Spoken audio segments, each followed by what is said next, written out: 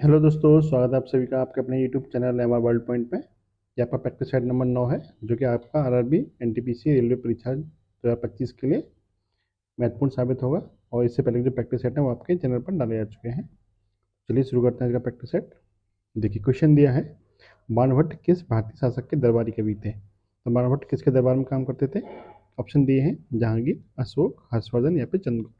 बाणभट्ट किसके दरबार में थे? तो वो थे आपके हर्षवर्धन के दरबार में। देखिए, बाणभट्ट की एक पुस्तक का नाम आपसे पूछा जाता है कि बाणभट्ट की जो पुस्तक है उसका नाम है हर्षचरित। हर्षचरित। हर्षचरित पुस्तक किसने लिखी है? बाणभट्ट ने लिखी है। और जो हर्षवर्धन थे उनकी पुस्तकों के नाम भी आपसे पूछ लिए जाते हैं कभी कभी, वो भी नोट करिए कि उनकी पुस्तक का नाम था रत्नावली, एक का नाम था प्रियदर्शिका, एक का नाम था आपका रत्नावली, प्रियदर्शिका और नागानंद। नागानंद, ये तीन पुस्तकें किसकी थी? तो ये तीन पुस्तकें आपकी हर्षवर्धन की ही थी। ठीक है। और हर्षवर्धन से क्या क्वेश्चन बनते हैं तो वो भी नोट कर लीजिए। जैसे पूछा जाता है कि हर्षवर्धन के शासनकाल में एक चीनी यात्री भारत में आया था, उसका नाम है वेन सांग। वेन सांग, ठीक है। तो ये चीनी यात्री किसके समय भारत आया था? तो हर्षवर्धन के समय ही भारत आया था। इसको और नाम से और किस नाम से जाना जाता है इसको? तो इसको यात्रियों के राजकुमार के नाम से जाना जाता है। यात्रियों का राजकुमार किसे कहते हैं? तो वो वेन सांग को ही कहा जाता है। ठीक है। नेक्स्ट क्या क्वेश्चन पूछ सकते हैं इससे? तो पूछा जाता है कि हर्षवर्धन ने अपनी राजधानी किस शहर को बनाया था? हर्षवर्धन ने अपनी राजधानी किस शहर को बनाया था? तो उसका नाम है कन्नौज। ठीक है। किसको बनाया था? तो कन्नौज को अपनी राजधानी बनाया था। क्लियर। चलिए नेक्स्ट क्वेश्चन देखा जाए। मुगल दरबार में मेधावी पुरुषों को दिया जाने वाला पुरस्कार जो कि सम्मान स्वरूप एक वस्त्र के पहनाए जाने के रूप में होता था, जिसे कभी सम्राट पहना करते थे, का नाम है। उस वस्त्र का नाम क्या है? जैसे सम्मान के रूप में शॉल पहनाई जाती है ना, उसी तरह का मुगल काल में एक वस्त्र पहना जाता था जो कि कीमती होता था। उस वस्त्र का नाम आपसे पूछा है। ऑप्शन है सरापा, पटका, पद्म मुरस्सा या फिर खिलात। तो आपको नाम से पता चल जाता है कि मुगल काल में कौन सा नाम हो रहा होगा। तो खिलत नाम का एक वस्त्र था जो कि कीमती था। ठीक है। नेक्स्ट क्वेश्चन देखा जाए। मद्रास में इंग्लिश ईस्ट इंडिया कंपनी के अधिवास के स्थान को किस नाम से जाना जाता था? तो मद्रास में जो ईस्ट इंडिया कंपनी का जो रहने का स्थान था, जहाँ पर गोदाम वगैरह बना हुआ था, उसको किस नाम से जाना जाता था? तो उसको बोलते थे Saint George, Fort Saint George. ठीक है, जो कहाँ पर था? मद्रास में। ठीक है। अच्छा, फोर्ट विलियम की बात करें तो ये कहाँ पर था? ये कोलकाता में था। और फोर्ट विलियम कॉलेज की स्थापना किसने की थी? तो ये की थी आपकी लॉर्ड बेलेजली ने। ठीक है। सेंट जॉर्ज को किसने बनवाया था? इसका नाम भी लिख लीजिए, ये बनवाया था आपका फ्रांसिस डे ने। Francis day. ये तो आपको मैंने बता ही दिया कि ये कहाँ पर है, ये आपका मद्रास में था। ठीक है। कब बनवाया गया था ये भी नोट करना चाहें तो ये भी नोट कर लीजिए, 1690 में बनाया गया था। क्लियर। नेक्स्ट क्वेश्चन देखा जाए। वर्ष 1922 में अशोक आंदोलन के दौरान महात्मा गांधी की सुनवाई की अध्यक्षता करने वाले न्यायाधीश कौन थे? तो महात्मा गांधी की सुनवाई की अध्यक्षता करने वाले न्यायाधीश का नाम क्या था? और तो इसका राइट आंसर क्या बन जाए? इसका राइट आंसर बन जाए जस्टिन सी ब्रूमफील्ड। यानी उनके अध्यक्षता करने वाले न्यायाधीश का नाम क्या था? ब्रूमफील्ड था। ठीक है। बात करें अशोक आंदोलन की तो इसकी शुरुआत कब हुई थी? तो इसकी शुरुआत हुई थी 1920 में। 1920 में इसकी शुरुआत हुई थी और एंड कब हुआ था इसका? तो 4 अथवा 5 फरवरी 1922 को इसका एंड हो गया था। क्यों एंड क्यों कर दिया गया था इसको? इसको रोक क्यों दिया गया था? क्योंकि चोरी चोरा घटना हुई थी। चोरी चोरा घटना के बाद में इसको स्थगित कर दिया गया था। ठीक है। क्लियर। नेक्स्ट क्वेश्चन देखा जाए। गांधी जी ने भारत छोड़ो आंदोलन कब शुरू किया था? बात हो रही है भारत छोड़ो आंदोलन की। भारत छोड़ो आंदोलन से कई क्वेश्चन बनते हैं, वो नोट कर लीजिए। देखिए, भारत छोड़ो आंदोलन से क्वेश्चन बनता है कि इसकी शुरुआत कब हुई थी? तो इसकी शुरुआत हुई थी 8 अगस्त 1942 को। ठीक है। 8 अगस्त के कारण इसको क्या बोला जाता है? इसको अगस्त क्रांति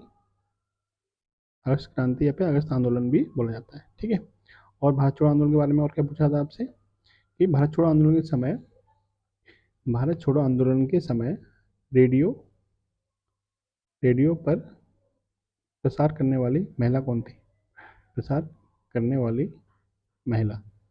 ये बहुत इंपॉर्टेंट क्वेश्चन है कि जब भारत छोड़ो आंदोलन के समय जब सभी नेताओं को अरेस्ट कर लिया गया था, तो उस समय एक महिला थी जो कि रेडियो के प्रसार के माध्यम से उस आंदोलन का प्रसार प्रसार या सूचना को जारी करी थी। उन महिला का नाम क्या था? तो उन महिला का नाम था उषा मेहता।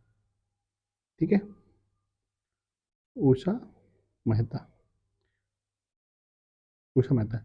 ये क्वेश्चन आपका कब पूछा गया है? ये वाला क्वेश्चन, ये कुछ क्वेश्चन पूछा गया है यूपीएससी के एग्जाम में, 2011 के एग्जाम में। ठीक है, तो ये इंपॉर्टेंट क्वेश्चन है, ध्यान रखिएगा। इसके अलावा बात करें भारत छोड़ो आंदोलन से और क्या क्वेश्चन बन सकते हैं, तो एक क्वेश्चन बनता है कि भारत छोड़ो आंदोलन के समय भारत के वायसराय कौन थे? तो वायसराय थे भारत के लील निथको। ठीक है, और देखिए और क्या क्वेश्चन बन सकते हैं। एक क्वेश्चन बन सकता है कि भारत छोड़ो आंदोलन के समय भारत छोड़ो आंदोलन की शुरुआत कहाँ से हुई थी, यानी 8 अगस्त को जो शुरुआत हुई थी वो किस स्थान से हुई थी? तो स्थान का नाम है ग्वालियर टैंक, मुंबई।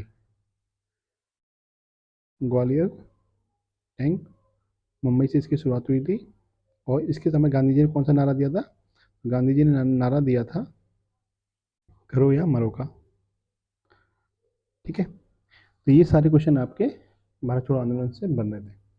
ठीक है, नेक्स्ट क्वेश्चन देखा जाए, तो इस क्वेश्चन का राइट आंसर क्या बनेगा? अगस्त 1942, ऑप्शन नंबर डी। नेक्स्ट देखिएगा, भीकाजी कामा द्वारा भारतीय राष्ट्रीय ध्वज तिरंगा फहराया गया था। भीकाजी कामा भी आपके भारतीय स्वतंत्रता आंदोलन में एक प्रमुख भूमिका में थी। तो इनसे का क्वेश्चन पूछा गया कि इन्होंने तिरंगा को कब फहराया था और कहाँ पे फहराया था? भीकाजी कामा ने तिरंगा फहराया था 1907 के जर्मनी में। ठीक है, जर्मनी में एक शहर था, उसका नाम है स्टुटगार्ट। देखिए, मैडम भीकाजी कामा, इनसे भी 2-3 क्वेश्चन बनते हैं, वो भी नोट कर लीजिए। तो इन्होंने कहाँ पे झंडा फहराया था, यानी अपना तिरंगा कहाँ पे फहराया था? तो वो फहराया था आपका स्टुटगार्ट में। स्टुटगार्ट ये जगह कहाँ पड़ती है? जर्मनी में। और ठीक है, कहाँ पड़ती है? जर्मनी में पड़ती है। ठीक है, कब फहराया था? 1907 में फहराया था। ठीक है, अच्छा, इनसे एक क्वेश्चन और बनता है, वो क्वेश्चन भी नोट करिएगा। इनसे पूछा जाता है कि भारत के क्रांतिकारियों की माँ अथवा भारत क्रांति की जननी किसको कहते हैं? भारतीय क्रांतिकारियों की माँ, भारत के क्रांतिकारियों की माँ अथवा भारतीय क्रांति की जननी। भारतीय क्रांति की जननी किनको बोला जाता है? मैडम भीकाजी कामा को बोला जाता है। और ये वाला क्वेश्चन भी आपका यूपीएससी, सॉरी, ये क्वेश्चन आपका बीपीएससी 2016 में पूछा हुआ क्वेश्चन है कि भारतीय क्रांति की जननी किसको बोला जाता है? मैडम भीकाजी कामा को बोला जाता है। तो जो जो आपके क्वेश्चन बनते हैं, जो जो क्वेश्चन आपके पूछे गए हैं, जब कि जो क्वेश्चन आपके दूसरे एग्जाम में पूछे जाते हैं उन्हीं से क्वेश्चन आपके आपके इधर उधर क्वेश्चन पूछे जाते रहते हैं। तो आपको दूसरे एग्जाम में जो क्वेश्चन पूछे हैं वो भी आपको ध्यान में रखने हैं कि इनसे क्या क्या क्वेश्चन आपके बने हुए हैं। ठीक है, इस क्वेश्चन का राइट आंसर क्या बनेगा? Option number C, Germany 1907।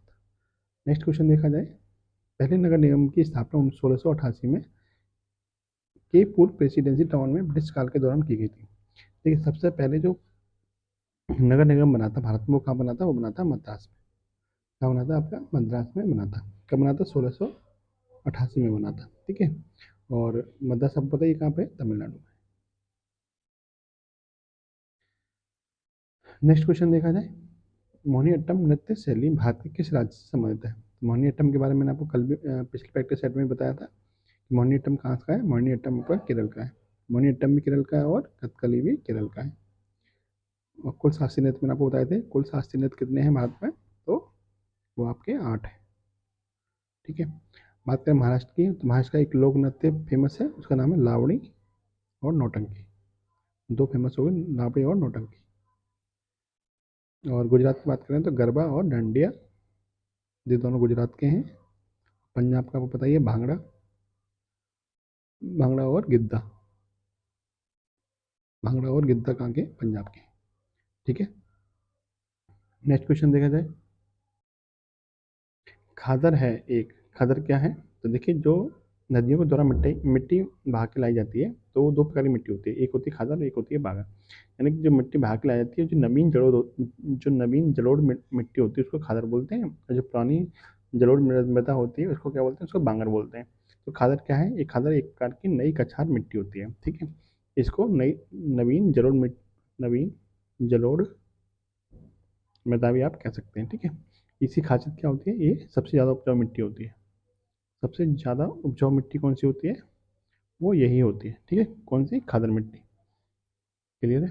पुरानी कछार मिट्टी को क्या कह सकते हैं? बांगर मृदा भी कहते हैं। और ये दोनों मिट्टी किस प्रकार की होती है? दोनों मिट्टी आपकी जलोढ़ प्रकार की होती है। किसकी? जलोढ़ मिट्टी के प्रकार है। और आपको पता है कि भारत में सर्वाधिक मिट्टी कौन सी पाई जाती है? तो भारत में सर्वाधिक मिट्टी कौन सी पाई जाती है? सर्वाधिक मिट्टी पाई जाती है आपकी जलोढ़ मृदा। और आपसे पूछ सकता है किधर पाई जाती है? तो ये उत्तर भारत का जो मैदान है उस वाले क्षेत्र में आपकी जलोढ़ मृदा ही पाई जाती है। ठीक है। नेक्स्ट क्वेश्चन देखा जाए। निम्नलिखित में से कौन सा खनिज अधात्विक खनिजों की श्रेणी में नहीं आता है? यानी अधात्विक खनिजों की श्रेणी में नहीं आता है। तो इसका मतलब इसमें से कौन सा धात्विक खनिज आपको ढूंढना था। तो इसमें धात्विक खनिज कौन सा है? वो है आपका बॉक्साइट। बॉक्साइट धात्विक क्यों है? क्योंकि इससे एल्यूमिनियम धातु मिलती है। और बॉक्साइट किसका अयस्क है? ये एल्यूमिनियम का अयस्क है। एल्यूमिनियम का अयस्क है, ठीक है। बॉक्साइट की बात करें तो बॉक्साइट का भारत में उत्पादन कौन से राज्य में सबसे ज़्यादा होता है? तो उड़ीसा राज्य में सबसे ज़्यादा बॉक्साइट का उत्पादन किया जाता है। ठीक है। नेक्स्ट देखते हैं। भारत का सबसे बड़ा मलिन बस्ती स्लम क्षेत्र निम्नलिखित में से कौन सा है? यानी भारत का सबसे बड़ा स्लम एरिया कौन सा है? स्लम एरिया सबसे बड़ा धारावी है।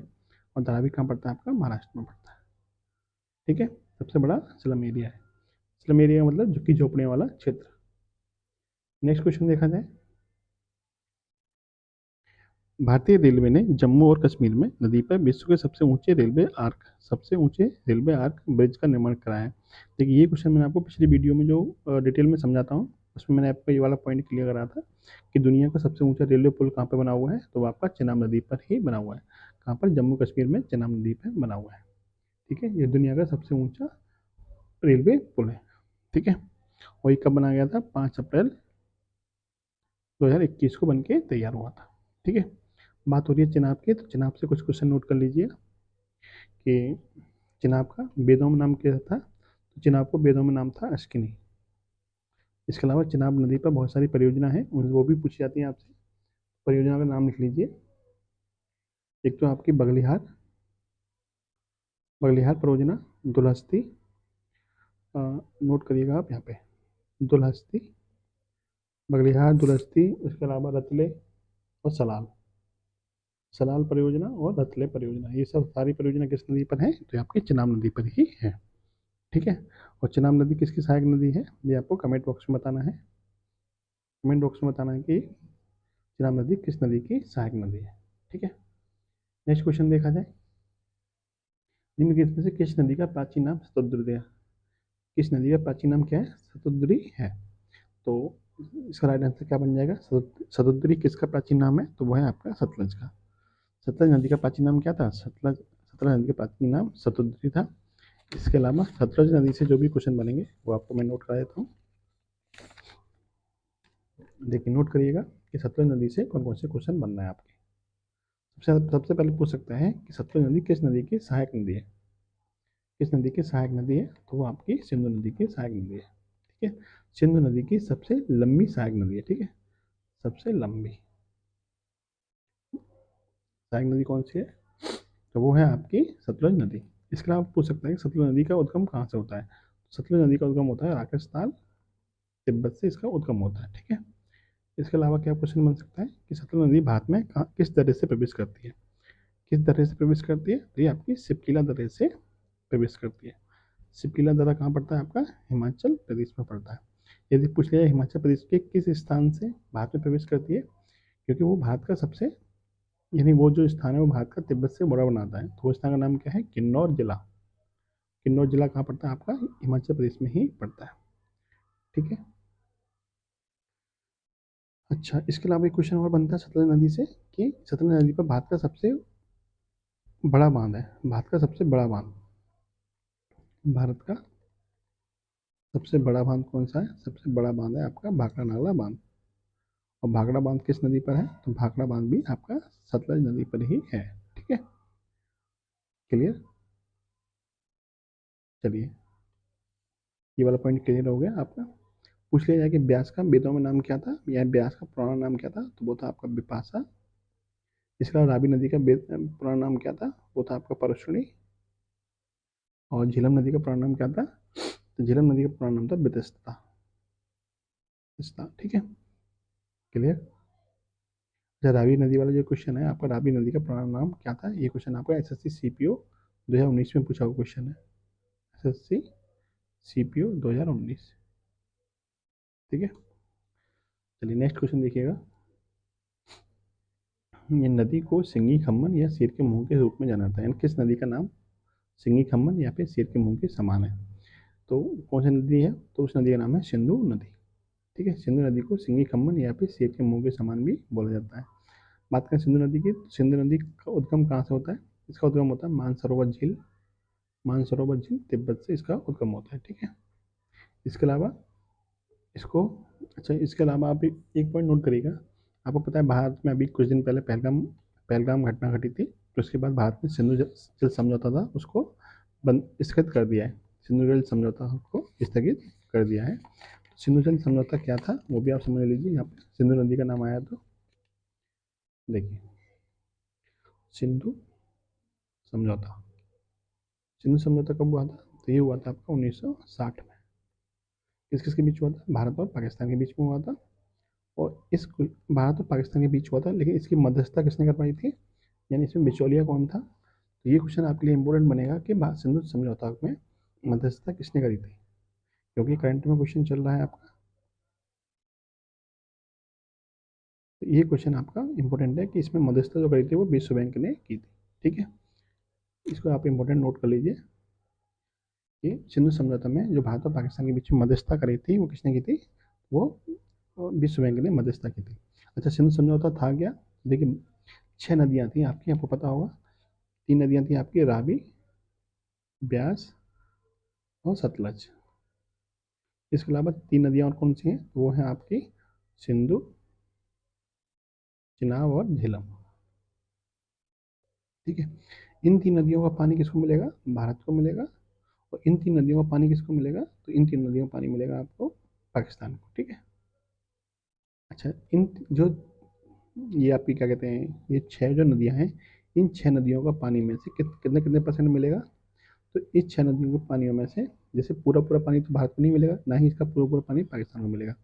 तो इन 6 नदियों के पानी में से 80% पानी किसको मिलेगा? पाकिस्तान को। और 20% पानी किसको मिलेगा? भारत को। ठीक है, ये समझौता क्या था? सिंधु समझौता था। ठीक है, और सबसे ज़्यादा इंपॉर्टेंट जो क्वेश्चन इसमें क्या बनेगा, वो बनेगा ये कि इसमें मध्यस्थता किसने करी थी? तो विश्व बैंक ने इस समझौते की मध्यस्थता कराई थी। इस क्वेश्चन का राइट आंसर क्या बन गया? ऑप्शन नंबर बी आपका राइट आंसर बन गया। नेक्स्ट क्वेश्चन देखा जाए। उष्णकटिबंधीय चक्रवातों की उत्पत्ति के लिए निम्नलिखित में से कौन सी स्थिति आवश्यक नहीं है? ठीक है, नहीं आपसे पूछा है। तो देखिए, चक्रवात कब उत्पन्न होंगे? जब दाब क्या हो? निम्न दाब हो। तो यहाँ पे आपको उच्च दबाव दे रखा है, तो ये बार आपका क्या हो जाएगा? आवश्यक नहीं होगी ये वाली स्थिति। ठीक है, बाकी ये कोरिलेस बस होना जरूरी है।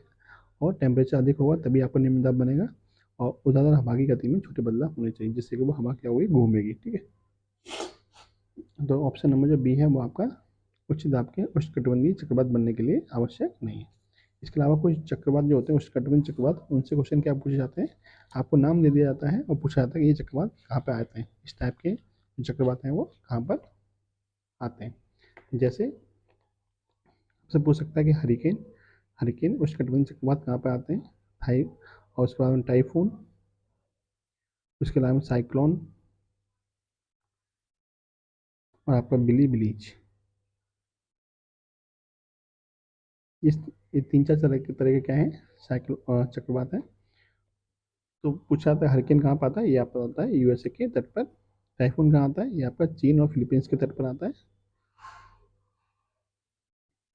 साइक्लोन कहाँ आता है? हिंद महासागर में।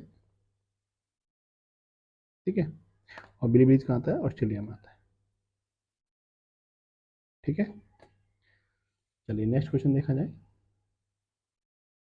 1914 में खोली गई पनामा नहर किसे जोड़ती है? तो 1914 में पनामा नहर खोली गई है, वो किस किस को जोड़ती है? तो वो जोड़ती है आपकी अटलांटिक महासागर को प्रशांत महासागर से। अटलांटिक महासागर को प्रशांत महासागर से।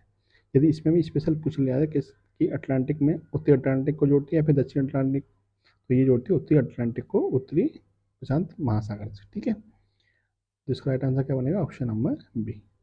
ठीक है, इसके अलावा आपको यहाँ पे और ऑप्शन दे रखे हैं, उनको भी देख लेते हैं। तो लाल सागर और भूमध्य सागर को जोड़ने का काम कौन करती है? तो वो करती है आपकी स्वेज नहर।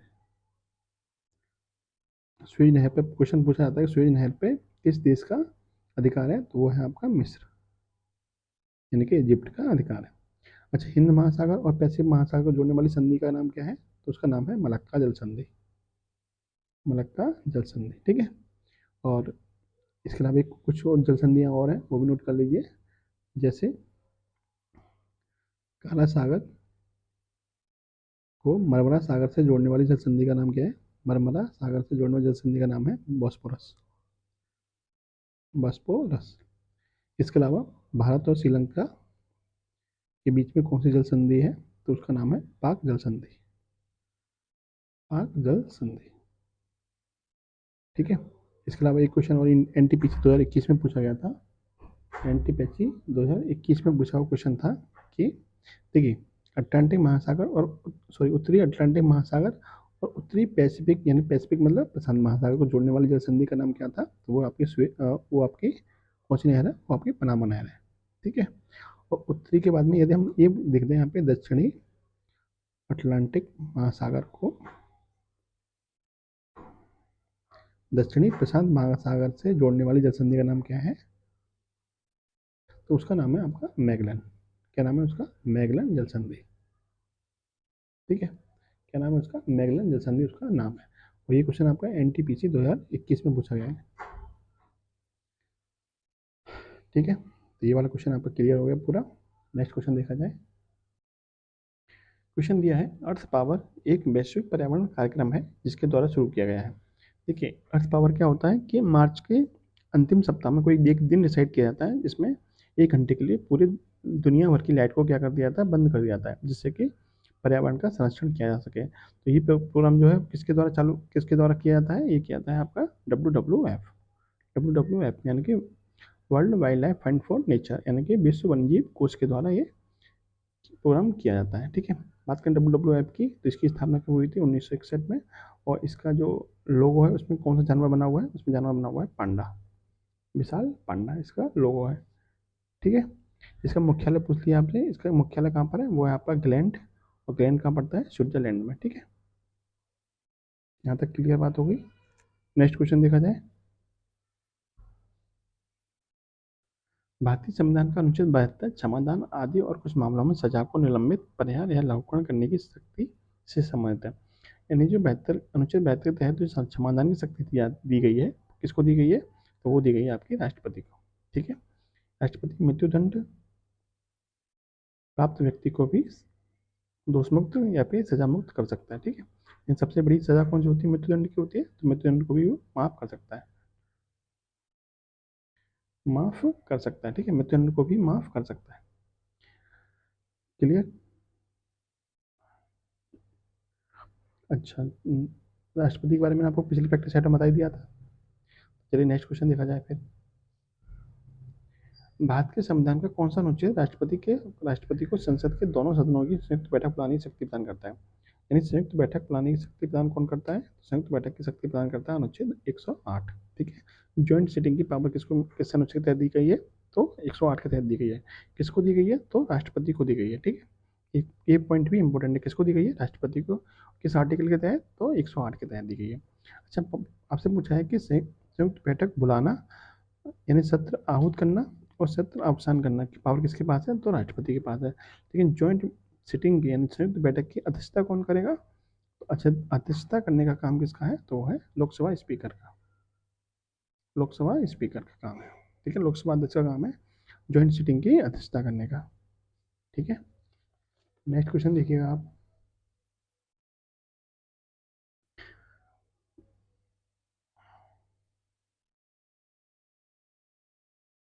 क्वेश्चन दिया है कि संवैधानिक संशोधन अधिनियम की पालना में उच्च न्यायालय के न्यायाधीशों की सेवानिवृत्त की आयु 60 से बढ़कर कितनी कर दी गई है? 62 वर्ष। यानी हाईकोर्ट के जो न्यायाधीश होंगे वो 60 वर्ष पर रिटायर ना होंगे, 62 वर्ष पर रिटायर होंगे। ये वाला प्रावधान किस संविधान संशोधन के द्वारा किया गया है? तो ये किया गया है 15वां संविधान संशोधन 1963 के द्वारा ये संविधान संशोधन किया गया है, ठीक है। सबसे ज़्यादा हाई कोर्ट, सबसे ज़्यादा जो न्यायाधीश हैं वो किस हाई कोर्ट में है? सबसे ज़्यादा न्यायाधीश किस हाई कोर्ट में है? तो वो है आपके यूपी के यानी इलाहाबाद हाई कोर्ट में। ठीक है, नेक्स्ट क्वेश्चन देखिए, निम्नलिखित में से कौन राष्ट्रपति बनने से पहले भारत के उपराष्ट्रपति नहीं थे? यानी वो इनमें से कौन से व्यक्ति हैं जो राष्ट्रपति बनने से पहले भारत के उपराष्ट्रपति नहीं रहे थे? तो वो है आपके ज्ञानी जैल सिंह। ज्ञानी जैल सिंह सीधे राष्ट्रपति बने थे, इससे पहले वो उपराष्ट्रपति नहीं थे। कब से कब तक रहे थे? 1982 से 1987 तक। यानी इंदिरा गांधी की मृत्यु के समय भारत के राष्ट्रपति कौन थे? तो भारत के राष्ट्रपति आपके ज्ञानी जैल सिंह थे। ठीक है, इसके अलावा आपसे पूछ सकता है कि इनका वास्तविक नाम क्या था? ये इनका ओरिजिनल नाम नहीं था, इनका वास्तविक नाम क्या था? इनका वास्तविक नाम था जर्नैल सिंह। जर्नैल सिंह, ठीक है, जर्नैल सिंह। तो ज्ञानी जैल सिंह का नाम कैसे पड़ा? तो जब ये कॉलेज में पढ़ते थे तो इनको पूरा गुरु ग्रंथ साहिब मुखादी मतलब मौखिक रूप से याद हो गया था, तो उसी की उपाधि इनको ज्ञानी के उपाधि से दी गई थी। ठीक है, मौखिक रूप से याद करने की वजह से इनको ज्ञानी की उपाधि मिली थी। नेक्स्ट क्वेश्चन देखा जाए, जनता द्वारा मुद्रा के रूप में अपने पास रखे गए धन और उसके द्वारा बैंक जमा धन के अनुपात को क्या कहते हैं? यानी जनता के द्वारा उसके पास कितना धन रखा हुआ है और उसने बैंक में कितना धन जमा कर रखा है, उस दोनों के अनुपात को क्या कहते हैं? उस दोनों के अनुपात कहते हैं मुद्रा जमा अनुपात। Option number A. ठीक है, आरक्षित जमा अनुपात, वैधानिक तरलता अनुपात और नगद आरक्षित अनुपात, इसको बोलते हैं CRR, कैश रिजर्व रेशियो।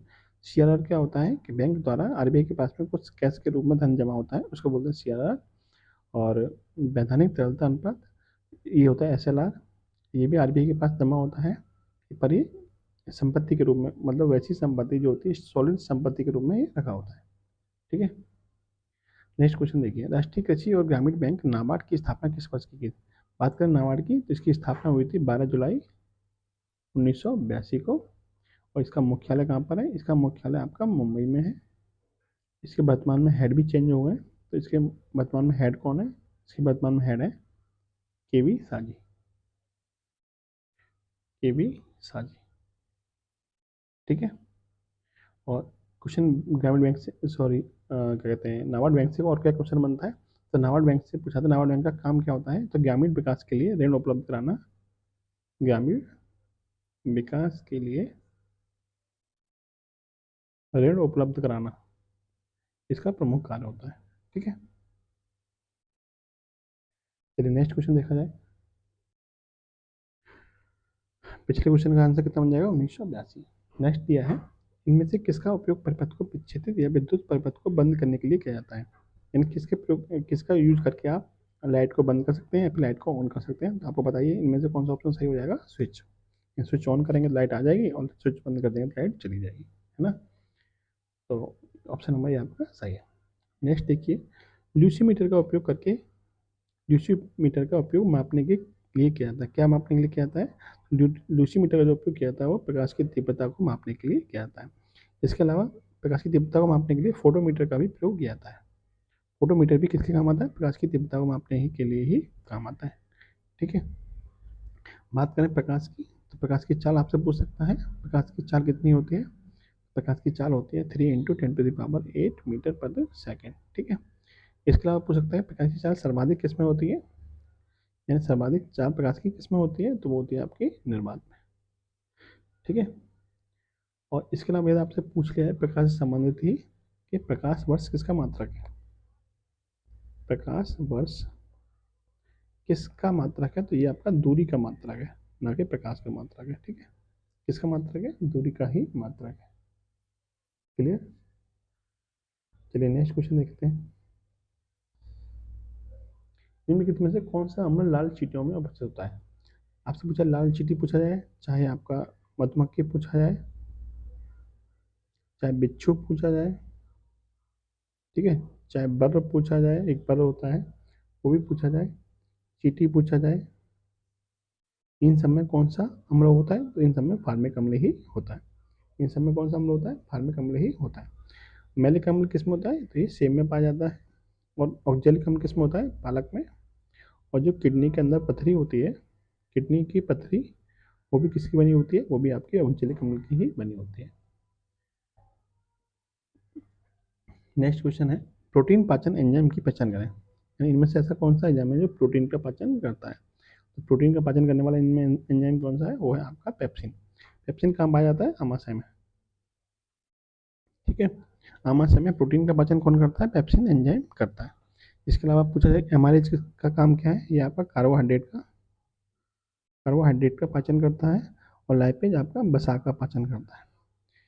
इसके अलावा आपसे पूछ सकता है कि एंजाइम क्या होते हैं। एंजाइम क्या होते हैं, एंजाइम किसके बने होते हैं, एंजाइम आपके प्रोटीन के बने होते हैं। एंजाइम किसके बने होते हैं, एंजाइम आपके प्रोटीन के बने होते हैं। और ये वाला क्वेश्चन आपसे किसमें, कौन से एग्जाम में पूछा गया है कि एंजाइम क्या होते हैं, एंजाइम प्रोटीन के बने होते हैं। और ये एंजाइम, ये वाला जो क्वेश्चन है वो पूछा गया है MPSI के 2017 के पेपर में। ठीक है, MPSI 2017 के पेपर में पूछा गया था एंजाइम क्या होते हैं, तो एंजाइम प्रोटीन के बने हुए होते हैं। नेक्स्ट देखिए, कॉकरोच प्रजाति के अंतर्गत आता है। कॉकरोच किस प्रजाति के अंतर्गत आता है, इकाइनोडर्मेटा, आर्थ्रोपोडा, प्लेटीहेल्मिन्थेस या फिर मोलस्का। तो कॉकरोच आता है आपका आर्थ्रोपोडा के अंतर्गत आता है। ठीक है, आर्थ्रोपोडा समूह की पहचान क्या होती है कि ये 3 भागों में बटा होता है, सिर में, वक्ष और उदर, 3 भागों में बटे होते हैं। दूसरा, ये एक लिंगी होते हैं। क्या होते हैं, एक लिंगी होते हैं। ये जल और स्थल दोनों में पाए जाते हैं, जल और स्थल दोनों में पाए जाते हैं। इसके अलावा जो ऑर्थोपोडा ग्रुप है वो सबसे बड़ा संघ है। ठीक है, सबसे बड़ा संघ है। ठीक है, ऑर्थोपोडा क्या है, सबसे बड़ा संघ है। ये वाला पॉइंट, इस क्वेश्चन क्लियर हो गया। नेक्स्ट देखा जाए, किस ग्रंथि से निकलने वाले हार्मोन टेस्टोस्टेरोन को रिलीज करने के लिए टेस्ट को प्रेरित करते हैं, यानी कौन सी ग्रंथि है जो टेस्टोस्टेरोन को निकलने के लिए प्रेरित करती है, वो कौन सी है, वो आपकी पीयूष ग्रंथि। पीयूष ग्रंथियों के और किस नाम से जाना जाता है, मास्टर ग्रंथि के नाम से भी जाना जाता है। पीयूष ग्रंथि को मास्टर ग्रंथि के नाम से भी जाना जाता है। ठीक है, ये किस प्रकार की ग्रंथि है, ये आपकी अंतःस्रावी ग्रंथि है, अंतःस्रावी ग्रंथि है। और मास्टर ग्रंथि के नाम से इसको जो बोला जाना जाता है। पीयूष ग्रंथि कहाँ पाई जाती है, ये मस्तिष्क में पाई जाती है, मस्तिष्क में पाई जाती है। ठीक है, कहाँ पाई जाती है, मस्तिष्क में पाई जाती है। इसके अलावा आपसे पूछ सकता है कि जैसे मास्टर ग्रंथि किसको बोलते हैं, पीयूष ग्रंथि को। पूछ सकता है कि मास्टर और मास्टर ग्रंथि, नोट करिएगा पॉइंट, मास्टर ऑफ मास्टर ग्रंथि, मास्टर ऑफ मास्टर ग्रंथि किसको बोलते हैं, हाइपोथैलेमस को बोलते हैं, हाइपोथैलेमस। ठीक है, इसके अलावा आपसे यकृत दे रखा है, यकृत सबसे बड़ी ग्रंथि होती है। सबसे बड़ी ग्रंथि कौन सी है, सबसे बड़ी ग्रंथि आपकी यकृत ही है। और मिश्रित ग्रंथि किसको बोला जाता है, मिश्रित ग्रंथि, अंतःस्रावी और बहिःस्रावी दोनों प्रकार की ग्रंथि कौन सी है, वो अग्न्याशय। क्लियर। और एड्रिनल ग्लैंड है, इसी के हार्मोन निकलता है, एड्रिनल, एड्रिनल हार्मोन निकलता है, एड्रिनल। इसको लड़ो या ओडो हार्मोन भी कहा जाता है। ठीक है, चलिए नेक्स्ट देखा जाए, कुरनकुल परमाणु ऊर्जा केंद्र किस राज्य में स्थित है। कुरनकुल किस राज्य में है, ऑप्शन है आपके आंध्र प्रदेश, कर्नाटक, तमिलनाडु या फिर केरल। कुरनकुल है आपका तमिलनाडु में, किसमें है, तमिलनाडु में है। इसके अलावा भारत में बहुत सारे परमाणु केंद्र हैं, वो भी आप नोट कर लीजिए लगे हाथ। देखिए, कुरनकुल से एक पॉइंट, कुरनकुलन परमाणु केंद्र से एक पॉइंट और नोट करिएगा कि ये भारत का सबसे बड़ा है, सबसे बड़ा परमाणु ऊर्जा केंद्र है, परमाणु ऊर्जा केंद्र। ठीक है, अच्छा, कर्नाटक में कौन सा परमाणु ऊर्जा केंद्र है, तो वो है आपका कहेगा, आंध्र प्रदेश में कौन सा है, आंध्र प्रदेश में आपका कब्बाड़ा, कौन सा है, कुब्बाड़ा। इसके अलावा कुछ पॉइंट और नोट करिएगा, जैसे रावत भाटा परमाणु केंद्र कहाँ पर है, तो ये आपका राजस्थान में है। अपने यूपी में कौन सा है, वो है आपका नरोला। ठीक है, यूपी में है। और इसके अलावा आपका काकड़ा पहाड़, काकड़ा पहाड़, ये कहाँ पे है, ये आपका गुजरात में है। और तारापुर कहाँ पे है, तारापुर आपका महाराष्ट्र। ठीक है, चलिए नेक्स्ट क्वेश्चन देखा जाए।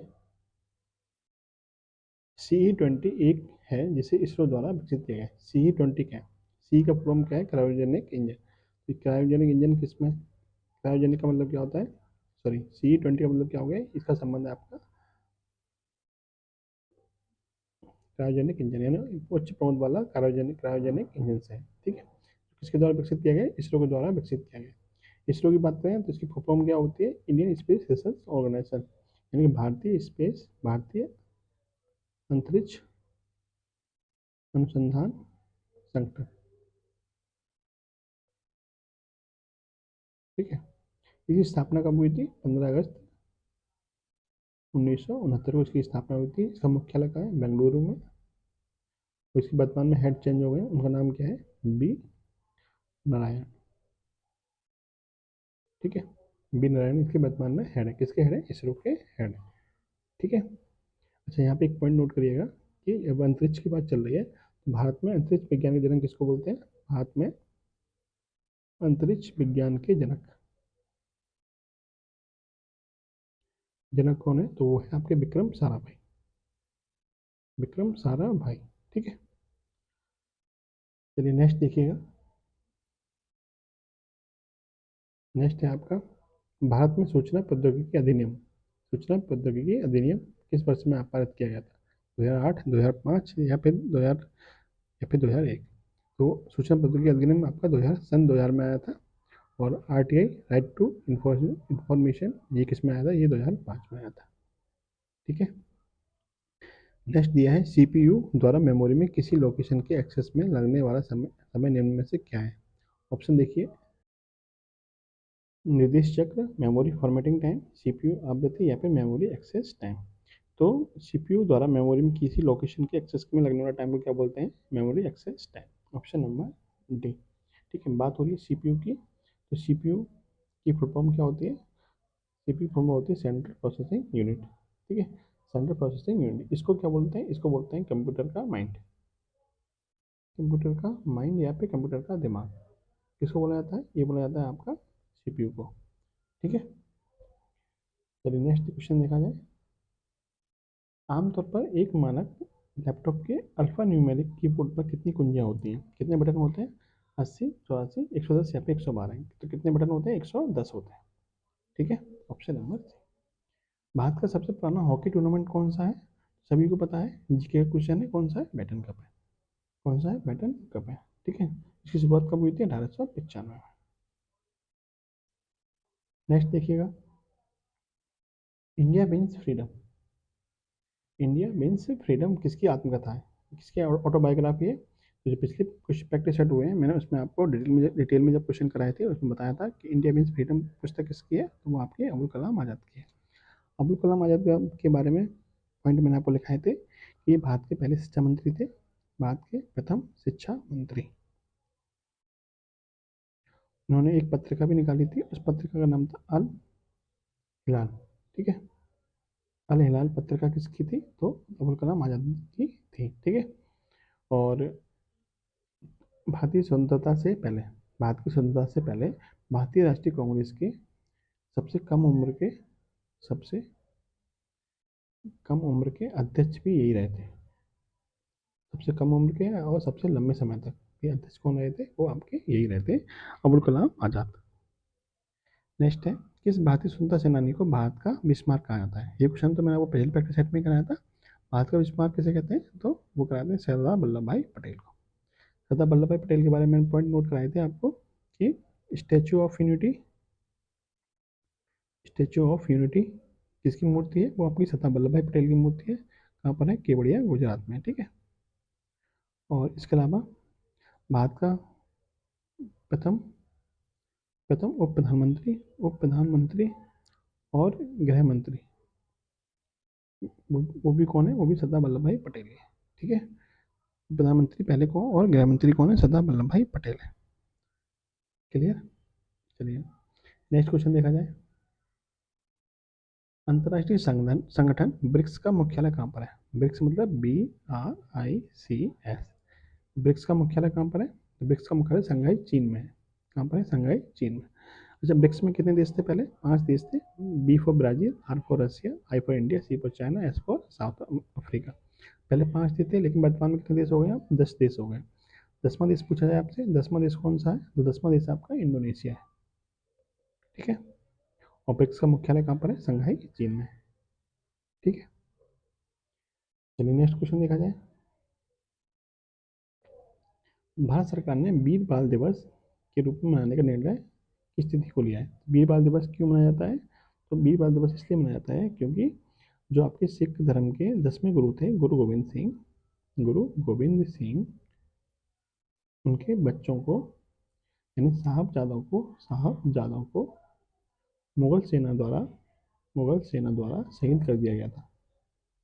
मुगल सेना द्वारा क्या कर दिया गया था? शहीद कर दिया गया था। इसलिए कब शहीद किया गया था? ये 26 दिसंबर को। 26 दिसंबर को इसीलिए वीर बाल दिवस के रूप में मनाया जाता है। ठीक है, नेक्स्ट क्वेश्चन देखिएगा।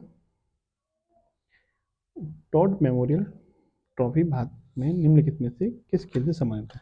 तो टॉड मेमोरियल ट्रॉफी का संबंध किससे है? ऑप्शन है आपके क्रिकेट, बैडमिंटन, फुटबॉल या फिर हॉकी। तो टॉड मेमोरियल ट्रॉफी का संबंध किससे है? वो आपका फुटबॉल से। फुटबॉल की कुछ ट्रॉफियों का नाम नोट कर लीजिए, जैसे फुटबॉल की ट्रॉफी नोट करिएगा। सबसे फेमस ट्रॉफी कौन सी है? FIFA cup. इसके अलावा नोट करिएगा मोहन बागान कप। मोहन बागान कप का संबंध भी किससे है? तो फुटबॉल से ही। इसके अलावा देखिएगा संतोष ट्रॉफी, सुब्रतो ट्रॉफी और रोबर्स कप। इन सबका संबंध भी किससे? इन सबका संबंध भी आपका फुटबॉल से। इसके अलावा आपका रह गया डूरंड कप का संबंध भी फुटबॉल से।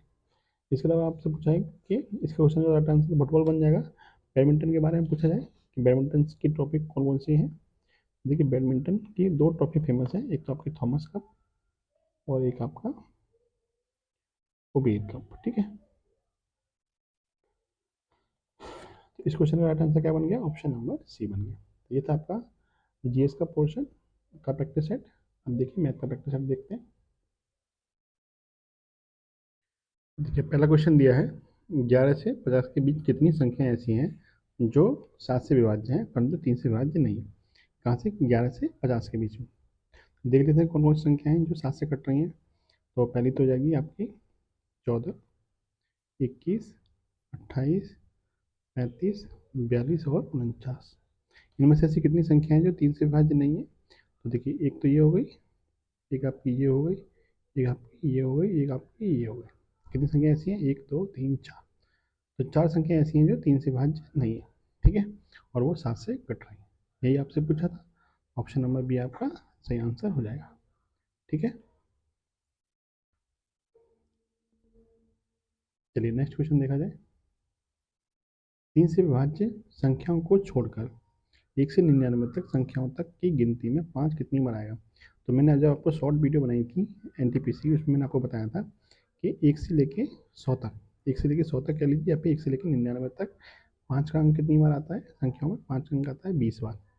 अब आपसे पूछा है कि 3 से विभाज्य संख्याओं को छोड़कर संख्याओं तक की गिनती में 5 का अंक कितनी बार आएगा? तो 3 से विभाज्य संख्याएं ऐसी कौन सी हैं जो 5 से कट, जिसमें 5 का अंक आ रहा है वो 3 से कट भी रही है?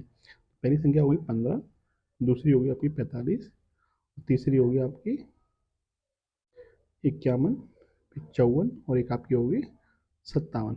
ठीक है, ये 3 संख्याएं, ये आपकी 1, 2, 3, 4, 5, 5 संख्याएं ऐसी हैं जो जिनमें 5 का अंक भी आ रहा है और आपका 3 से कट भी रही है। तो इन ये 5 संख्या को हम छोड़ दें तो 20 में से 5 हटा दीजिए, कितना बचेगा? 15। 15 संख्याएं ऐसी हैं जिनमें 5 का अंक आ रहा है और वो 3 से नहीं कट रही। ठीक है, अच्छा एक संख्या आपकी और रहेगी 5 वाली, कौन सी रहेगी थी? वो रहेगी थी आपकी 75, है ना? तो 45, 15, 45, इसके बाद में आपका 57 के बाद में एक आ जाएगा आपका 75। तो कितनी हो गई? 1, 2, 3, 4, 5, 6, 6 घटा दीजिए, आप कितना जाएगा? 14। 14 संख्या ऐसी हैं जिनमें 5 का अंक आ रहा है लेकिन 3 से वो विभाज्य नहीं है। ठीक है, 3 से विभाज्य नहीं है। ऑप्शन नंबर बी आपका क्या है? Right answer. देखिए ये क्वेश्चन दिया है आपका, आपको इसका एलसीएम यानी लघुत्तम समावर्तक निकालना है। तो लघुत्तम समावर्तक क्या होता है? वह छोटी से छोटी संख्या जो इन दी गई संख्या के द्वारा पूर्णतः विभाजित किया जा सके। तो देखिए इसके हम फैक्टर करेंगे तो देखिए एक्स स्क्वायर माइनस के 22 हो जाएगा आपका। तो देखिए एक्स स्क्वायर माइनस के 22 हो जाएगा आपका ए स्क्वायर माइनस के 20 यानी कि ए प्लस बी इंटू ए माइनस के बी। ठीक है, इस वाले से आपको ये मिल जाएगा, और इस वाले से देखें a cube minus b cube क्या होता है, ए माइनस के बी ब्रैकेट में ए स्क्वायर, ए का मतलब क्या है x, a square plus a b plus के बाई स्क्वायर। इस वाले इसको हम सॉल्व करें तो ये मिल गया हमें। यदि हम इसको सॉल्व करें तो क्या मिलेगा हमें, देखिए इसमें से एक्स स्क्वायर कॉमन आ जाएगा। जी, इन दोनों को तो अलग कर लीजिए पहले, ठीक है। अब इसको सॉल्व करते हैं तो ये हो जाएगा, हम यहाँ से एक्स स्क्वायर कॉमन ले लेंगे, तो एक्स स्क्वायर कॉमन लेंगे तो यहाँ पे एक्स बचेगा, यहाँ पे बचेगा बाई, और इसमें से हम क्या कॉमन ले लेंगे, बाई स्क्वायर, तो यहाँ बचेगा आपका एक्स और यहाँ बचेगा आपका बाई। अब इन दोनों में से हमने एक्स माइनस बाई कॉमन ले लिया, कितना बचेगा यहाँ पे, एक्स स्क्वायर माइनस के बाई स्क्वायर।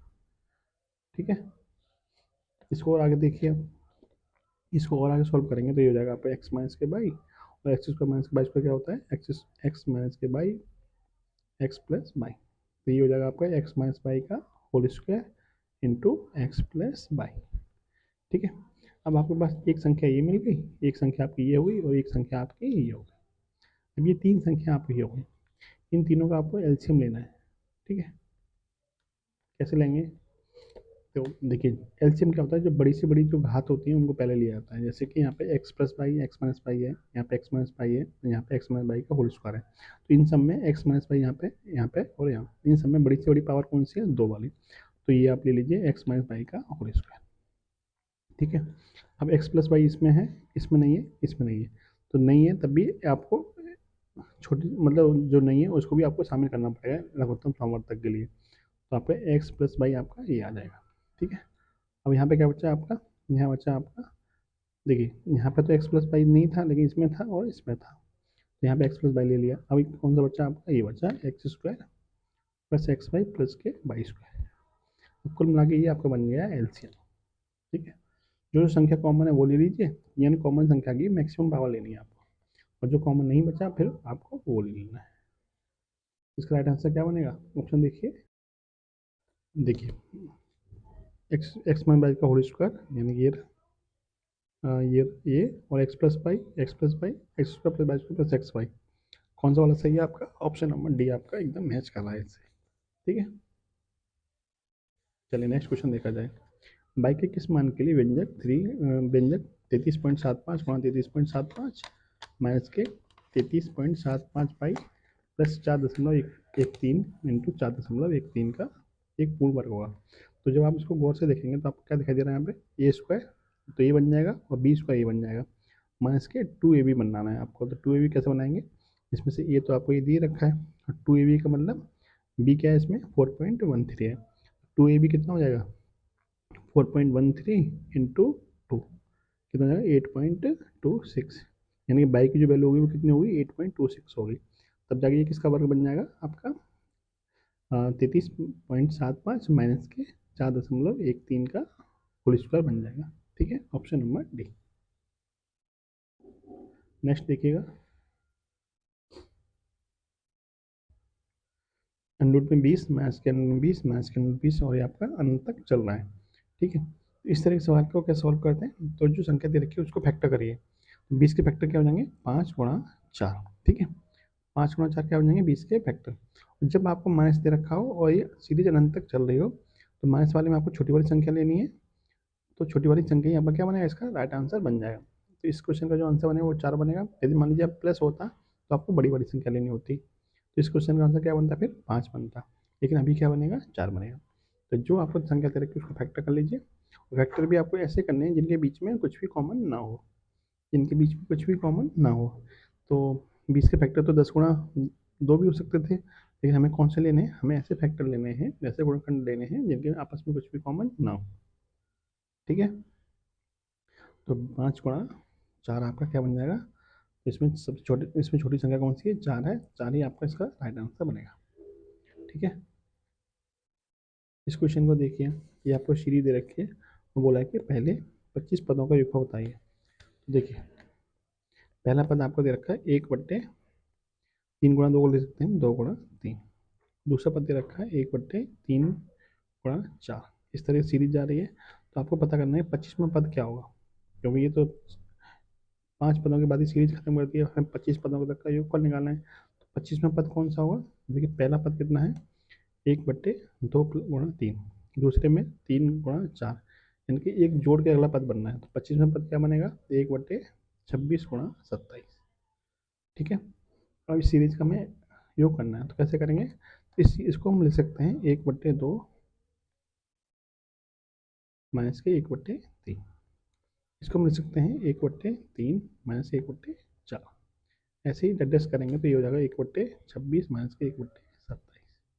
ठीक है, जब इस तरह सीरीज को जोड़ेंगे तो ये संख्या आपकी इससे कट जाएगी, ये वाली आगे वाली संख्या से कट जाएगी, और ये वाली आगे यहाँ वाली संख्या से कट जाएगी। कितना बचेगा? 1/2 माइनस के 1/27 बचेगा। सॉल्व करेंगे इसको तो 27 एलसीएम हो जाएगा, और सॉरी 54 एलसीएम हो जाएगा। तो 2 27 27 यहाँ पर आ जाएगा, और यहाँ पे 2 आ जाएगा। कितना हो जाएगा? 25/54। ठीक है, ऑप्शन नंबर सी आपका राइट आंसर बन जाएगा। नेक्स्ट है, मान ज्ञात करना है आपको। 0.64 पे बार है और 1.096 पे बार है, इसका मान ज्ञात कीजिए। तो देखिए इसे सॉल्व कैसे करते हैं बार वाली संख्याओं को। 0.64 पे बार प्लस 1.096 पे बार, इसको सॉल्व कैसे करते हैं? जितनी संख्या के ऊपर बार लगा हुआ है उतनी बटे में क्या आता है आपका? 99 आ जाता है। जैसे ये संख्या है तो इसको हम कैसे लिखेंगे? 64 लिख लीजिए, बटे में कितनी संख्या के ऊपर बार है? तो 2 संख्या के ऊपर बार है, तो इस बटे में 2 बार 9 9 आ जाएगा। ऐसे इसको देखिए, जो संख्या लिखी इसको पूरी संख्या को ऐसे लिख लीजिए। देखिए जब कुछ अंकों के ऊपर बार हो, कुछ अंकों के ऊपर बार ना हो, तब कैसे सॉल्व करेंगे? जो संख्या लिखी है उसको संख्या को लिख लीजिए।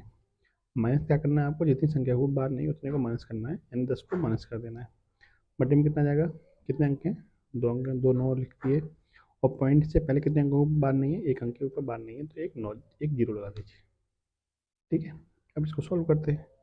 64/99 प्लस के 1086 बटे में 990। एलसीएम कितना आ जाएगा? 990 एलसीएम आ जाएगा, 10 बार कटेगा 640 हो जाएगा, 186 हो जाएगा। जोड़ लीजिए इसको, कितना आएगा जोड़ने पे? तो 6 8 12 और 17, ठीक है, बटे में 990। कितना आंसर आ जाएगा? 1726 बटे में 990। ऑप्शन नंबर, अच्छा अभी कट सकता है ना ये? काट दीजिए, 2 से काटिए, 495 बार 2 से काटिए आपके 863 बार कटेगा। ठीक है, 863 कितना आएगा? 863 बटे में 495। ऑप्शन नंबर बी आपका राइट आंसर। ठीक है, इस तरह के जो सवाल है मैंने आपको शॉर्ट वीडियो में कराए हुए, जो एनटीपीसी के पीवाईक्यू कराए थे, उसमें मैंने इस तरह के सवाल आपको कराए थे। शॉर्ट वीडियो प्ले लिस्ट बनी हुई है, आप चाहें तो उसको देख सकते हैं। चलिए नेक्स्ट क्वेश्चन देखा जाए। क्वेश्चन नंबर 48 है कि 18 प्लस 45 गुणा 25 प्लस 12 भागित 36 गुणा 6 बटे में आपको दे रखा है 20 भागित 5 गुणा 2 प्लस 100 भागित 25 गुणा 20 का मान क्या होगा? इसका मान निकालना है, इसका मान क्या होगा? देखिए इसमें बोर्ड मास का नियम लगाना है। बोर्ड मास का नियम क्या कहता है? पहले ब्रैकेट को सॉल्व करिए, फिर ऑफ को, फिर डिवाइड, फिर मल्टीप्लाई, फिर प्लस और फिर माइनस। इसमें ब्रैकेट तो कहीं नहीं रखे, ऑफ भी नहीं दे रखा, यानी का वाला भी नहीं दे रखा सवाल। तो नंबर आएगा पहले भाग का, पहले भाग कर लेते हैं। ये हो जाएगा 18 प्लस 45 गुणा 25 प्लस 12 में भाग कर देंगे 36 गुणा 6, ऐसे बटे में आ जाएगा 20 बटे में 5 गुणा 2 प्लस 100 बटे में 25 गुणा 20। भाग किया जाए तो 12 से कटेगा एक बार, 12 से कटेगा 3 बार, 25 से कटेगा 4 बार, 5 से कटेगा 4 बार। सोल्व किया जाए आगे, 18 प्लस 45 गुणा 25 प्लस 1/3 गुणा 6, ठीक है, बटे में कितना आ जाएगा आपका? 4 गुणा 2 प्लस के 4 गुणा 20। अब भाग कर लिया, नंबर किसका आएगा? गुणा का। गुणा करेंगे तो 1/3 में गुणा करेंगे 6 का, 3 से कट जाएगा आपका 2 बार, ठीक है, और 18 यहाँ पे है ये 45 गुणा 25 कितना होता है? तो ये होता है आपका 25 चौक 100 यानी 1000, और 25 125 यानी कि 1125 प्लस के 2, बट्टे में कितना आएगा, 4 दूनी 8 और 20 चौक 80। जोड़ लीजिए, अब ये प्लस आ जाएगा सबका, तो ये हो जाएगा 20 और 25 45, 1145 बटे में 88। ठीक है, ये आपका राइट आंसर बनेगा, option number B. Next question देखा जाए। एक कक्षा का औसत अंक 40 है।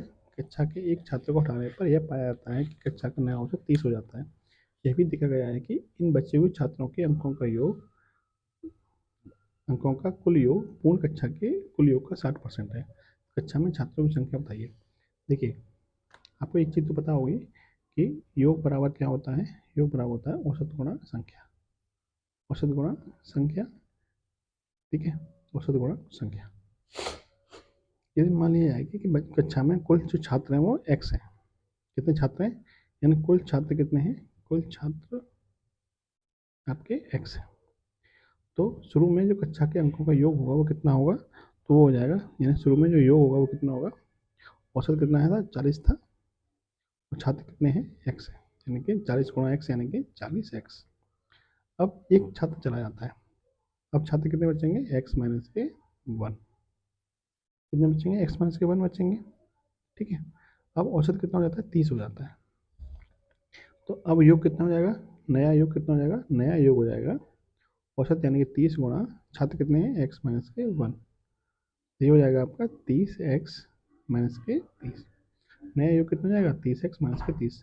लेकिन आपसे बोला गया है कि जो पहले संपूर्ण योग था उसका नया योग कितना हो गया, 60% हो गया। नया योग कितना हो गया, 60%, यानी कि जो नया योग है 30x माइनस की जो 30 है वो संपूर्ण योग यानी पहले के जो योग था उसका कितना परसेंट है, ये 60% के बराबर है। ठीक है, इक्वेशन बन गया आपका, इसको सॉल्व कर लिया जाए। 20 तिया 60, 20 पंजे 100, 4 तिया 100, और सॉरी 5 से कटेगा आपका, 5 नोटे 40, 8 तिया 24x बराबर 30x माइनस के 30। 30 इधर ले आइए प्लस का हो जाएगा, और ये 24 इधर ले आइए माइनस का हो जाएगा। 30 में 24 जाएगा तो 6x, यहाँ से x बराबर कितना आएगा, 30 बटे 6 यानी कि 5। x बराबर कितना आ गया, 5। x हमने क्या माना था, कुल छात्र माने थे, कुल छात्र आपसे पूछा है, छात्रों की संख्या कितनी हो जाएगी, 5 हो जाएगी, ऑप्शन नंबर सी। नेक्स्ट देखिएगा, किसी सप्ताह विशेष में सोमवार से बुधवार के तापमान का औसत लेने पर 36 डिग्री आता है, परंतु यदि गुरुवार को भी शामिल कर लिया जाए तो औसत 1 डिग्री बढ़ जाता है। गुरुवार का तापमान क्या होगा। देखिए, औसत में एक कॉन्सेप्ट आपका और काम करता है। यदि हम औसत के बराबर ही कोई नई संख्या जोड़ी जाए, यानी जितना औसत चल रहा था पहले से उसके बराबर ही यदि कोई नई संख्या जोड़ी जाए तो औसत पर हमारे पे कोई फर्क नहीं पड़ता है, या औसत के बराबर ही यदि कोई नई संख्या घटाई जाए तो हमारे औसत पर कोई फर्क नहीं पड़ेगा। कहने का मतलब ये हुआ, यानी कि यदि जो पहले से औसत 36 था, यदि गुरुवार को भी तापमान 36 ही होता तो हमारे औसत पर कोई फर्क नहीं पड़ता। लेकिन औसत तो हमारा 1 डिग्री बढ़ गया है, तो बढ़ा क्यों होगा, क्योंकि जो गुरुवार को तापमान होगा वो 36 से अधिक होगा। कितना अधिक होगा, तो 36 जो औसत तापमान था उतना तो होगा ही होगा, कितना और अधिक होगा, तो 1 डिग्री तापमान बढ़ा है। कितने कितने लोगों पर बढ़ा है, तो 3 दिन तो पहले थे, सोमवार मंगल बुध और एक ये है गुरुवार, यानी कि 4 लोगों पे, यानी 4 दिनों में 4 डिग्री टेम्परेचर बढ़ गया, तो कुल कितना हो गया, 40 डिग्री। इसका मतलब जो गुरुवार को टेम्परेचर होगा वो कितना डिग्री होगा, 40 डिग्री टेम्परेचर होगा। ठीक है, ऑप्शन नंबर डी। नेक्स्ट देखिएगा, 8200 रुपये की राशि को ए बी सी में इस प्रकार विभाजित किया गया है कि ए के पास बी से 500 रुपये अधिक थे, सी के पास ए से 300 रुपये अधिक थे, तो सी का हिस्सा कितना था। देखिए, 3 व्यक्ति हैं, A B C, A B और सी। जैसे हम मान लें कि बी के पास x रुपये थे तो ए के पास कितने होंगे, 500 अधिक, यानी कि x प्लस 500। सी के पास ए से भी 300 अधिक थे तो सी के पास हो जाएंगे x प्लस 500 प्लस 300 यानी कि 800 रुपये। तो इन सब का योग किसके बराबर दे रखा है आपको, 8200 रुपये के बराबर दे रखा है। सॉल्व कर लीजिए इसको, कितना हो जाएगा, x plus x plus x 3x, 500 plus 800 1300 बराबर 8200। 3x बराबर 8200 में से 1300 घटा दीजिए, कितना हो जाएगा, 6900। यहाँ से x बराबर कितना हो जाएगा, 6900 बटे में 3 यानी कि 2300। पूछा गया आपसे सी के पास कितना हिस्सा था, सी के पास कितना है, x प्लस 800। एक्स की वैल्यू कितनी आई है, 2300 आई है, तो x प्लस 800 यानी कि 2300 प्लस 800 कितना हो जाएगा, 3100 हो जाएगा। सी के पास कितनी राशि थी, 3100 रुपये राशि थी। Option number A. ठीक है, नेक्स्ट क्वेश्चन देखा जाए। 25 पैसे, 50 पैसे, 2 रुपये और 5 पैसे के सिक्कों का अनुपात 5:4:3:1 है। यदि सिक्कों की कुल राशि 285 रुपये है तो 25 पैसे और 5 रुपये के सिक्कों की संख्या के बीच अंतर बताइए। सिक्कों वाले सवाल में मैं आपको बताया था कि जो हमें यदि हमें राशि दे रखी है तो हम इस पूरी वैल्यू को राशि में चेंज करेंगे। यदि हमें यहाँ पर सिक्के दे रखे होते हैं तो हम पूरी वैल्यू को सिक्कों के अनुसार चेंज करते हैं। तो देखिए कैसे चेंज करेंगे। एक दे रखा है आपको 25 पैसे, एक दे रखा है 50 पैसे, एक दे रखा है 2 रुपये, एक दे रखा है 5 रुपये। इनके सिक्कों का अनुपात दे रखा है। सिक्कों का अनुपात क्या दे रखा है, 5:4:3:1। इनके मूल्य की बात करें हम, अच्छा इनके जो मूल्य की बात करें तो मूल्य किस तरह से, जैसे 25 पैसे का यदि कोई एक सिक्का आपके पास है तो उसका एक्चुअल में मूल्य कितना होगा रुपए में, 25 पैसे के एक सिक्के का जो मूल्य बनेगा वो बनेगा 1/4 रुपये। ठीक है, ऐसे 50 पैसे के एक सिक्के का मूल्य कितना बनेगा, 1/2 रुपये। और 2 रुपये के एक सिक्के का मूल्य 2 यूनिट ही बनेगा और 5 रुपये के एक सिक्के का मूल्य 5 रुपये ही बनेगा। ठीक है, इसका मतलब यदि आपके पास 5 सिक्के हैं 25 पैसे के और एक सिक्के का मूल्य 1/4 रुपये है तो कुल मूल्य कितना बन जाएगा, कुल मूल्य बन जाएगा 5 × 1/4। ऐसे इसका कुल मूल्य कितना बन जाएगा, 4 × 1/2। इसका बन जाएगा 3 × 2, इसका बन जाएगा 1 × 5। यानी कुल मूल्य कितना बन गया, तो इन सबको जोड़ लीजिए। इन सबको जोड़ेंगे तो ये हो जाएगा आपका 5/4 प्लस के 4/2 प्लस के 6 प्लस के 5। ठीक है, जोड़िए इसको, 4 से कट जाएगा 2 बार, 4 5 11 2 13, यानी 5/4 प्लस के 13, 13×4 52 और 5 57। तो ये हो जाएगा आपका 57/4। यानी इतना मूल्य आपके पास होना चाहिए, लेकिन एक्चुअल में कितना मूल्य है आपके पास, 285 रुपये। तो 57/4 यूनिट की जो वैल्यू होगी वो कितनी होगी, 285 रुपये होगी। तो सॉल्व करते हैं, तो यहाँ से 1 यूनिट की वैल्यू कितनी मिल जाएगी आपको, 285 गुणा हो जाएगा 4 का और बटे में आ जाएगा आपका 57। सॉल्व करिए, 19 दिया 57, 19 एकम 19, 19 पंजे 95, 5 से 3 से कटेगा 5 पर 5 चौक 20। यानी 1 यूनिट की जो वैल्यू आपके पास मिल गई वो कितनी मिल गई, 20 रुपये मिल गई। ठीक है, आपसे पूछा क्या है, आपसे पूछा है कि 25 पैसे और 5 पैसे के सिक्कों की संख्या के बीच अंतर बताइए। 25 पैसे वाला ये था और 5 रुपये वाला ये था। 5 यूनिट और 1 यूनिट के बीच का अंतर कितना है, 4 यूनिट के बराबर। यानी आपसे 4 यूनिट की वैल्यू आपसे पूछिए।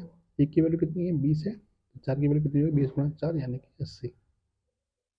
ठीक है, ऑप्शन नंबर सी। उम्मीद है आपको समझ में आया होगा। चलिए नेक्स्ट देखिएगा। एक परीक्षा में उत्तीर्ण होने के लिए 240 अंक प्राप्त करना आवश्यक है। एक छात्र को 192 अंक मिलते हैं और उसे 12% अंकों से फेल घोषित किया जाता है।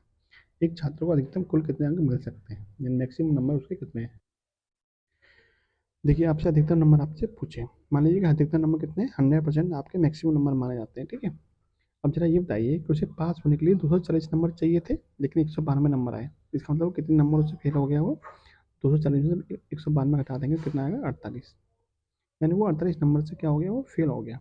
लेकिन परसेंटेज में कितने नंबर से फेल हुआ है, 12% से फेल हो गया। इसका मतलब 12% की जो वैल्यू है किसके बराबर है, 48 के बराबर है। 1% की वैल्यू 48/12 यानी कि 4 के बराबर होगी। पूछा क्या है, अधिकतम नंबर जो कि हमने 100% माने थे, तो 100% की जो वैल्यू होगी किस तरह होगी, 4 × 100 यानी कि 400। ठीक है, ऑप्शन नंबर डी। नेक्स्ट देखिएगा, एक किराना व्यापारी 20% लाभ पर चावल बेचता है और तौल में 25% की कमी करता है, तो उसका लाभ बताइए। तो देखिए लाभ कैसे निकालेंगे, इसका लाभ निकालने के लिए आपको एक ट्रिक यूज करनी है इसमें। देखिए 20% लाभ पर चावल बेचता है, यानी 100 वाली चीज़ कितने में बेचता है वो, 120 में बेचता है। ठीक है, यही कहना चाह रहा है वो। और आपसे कहना चाह रहा है कि वो बेचते टाइम पे क्या करता है, 25% सामान का कम प्रयोग करता है।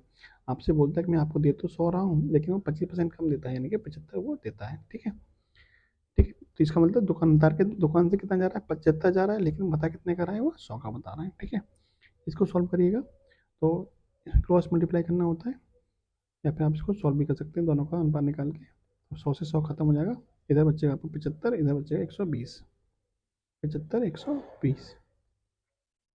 तो 75 वाली चीज़ वो 120 में बेच रहा है, तो कितने का लाभ कमा रहा है वो? तो ये हो जाएगा आपको 25 और 20 45, 45 का लाभ कमा रहा है। कितने परसेंट का लाभ कमा रहा है वो? तो 45 का लाभ कितने पे? 75 पे। गुणा कर दीजिए 100 का, 15 पन्ना 75, फिर 15 दिया 45, 15 पन्ना 75, 5 से कटेगा 20 और 20 दिया 60। कितने परसेंट का लाभ कमा रहा है वो? 60% का लाभ कमा रहा है। Option number A. ठीक है, नेक्स्ट क्वेश्चन देखा जाए। एक व्यक्ति एक वस्तु को 840 रुपये में बेचकर 20% का लाभ कमाता है। यानी कि 840 रुपये में जब बेचा जा रहा है तो उसे 20% का लाभ हो रहा है। यदि वस्तु के अंकित मूल्य और लागत मूल्य का अनुपात 10:7 है तो व्यक्ति द्वारा दी गई छूट का परसेंटेज ज्ञात कीजिए। देखिए, जब वो 840 रुपये में बेच रहा है वस्तु को, तो कितने परसेंट का लाभ हो रहा है? तो 20% का लाभ हो रहा है। 20% का मतलब 1/5, यानी 5 वाली चीज़ 1 के लाभ पर यानी कि 6 में बेची जा रही है। ठीक है, लेकिन एक्चुअल में कितनी की बेची जा रही है? वो 840 की बेची जा रही है। तो 6 यूनिट की वैल्यू 840 है, तो यहाँ से 5 यूनिट की वैल्यू, सॉरी यहाँ से 1 की वैल्यू निकाली, 1 की वैल्यू कितनी आ जाएगी? 840 में 6 का भाग करेंगे 120। ठीक है, तो 5 की वैल्यू कितनी आ जाएगी? 5 गुणा 120, 6 का भाग करेंगे कितना आएगा? 14 आएगा ना, 14 140। ठीक है, तो 5 की वैल्यू कितनी आएगी? 5 गुणा 140 यानी कि 700।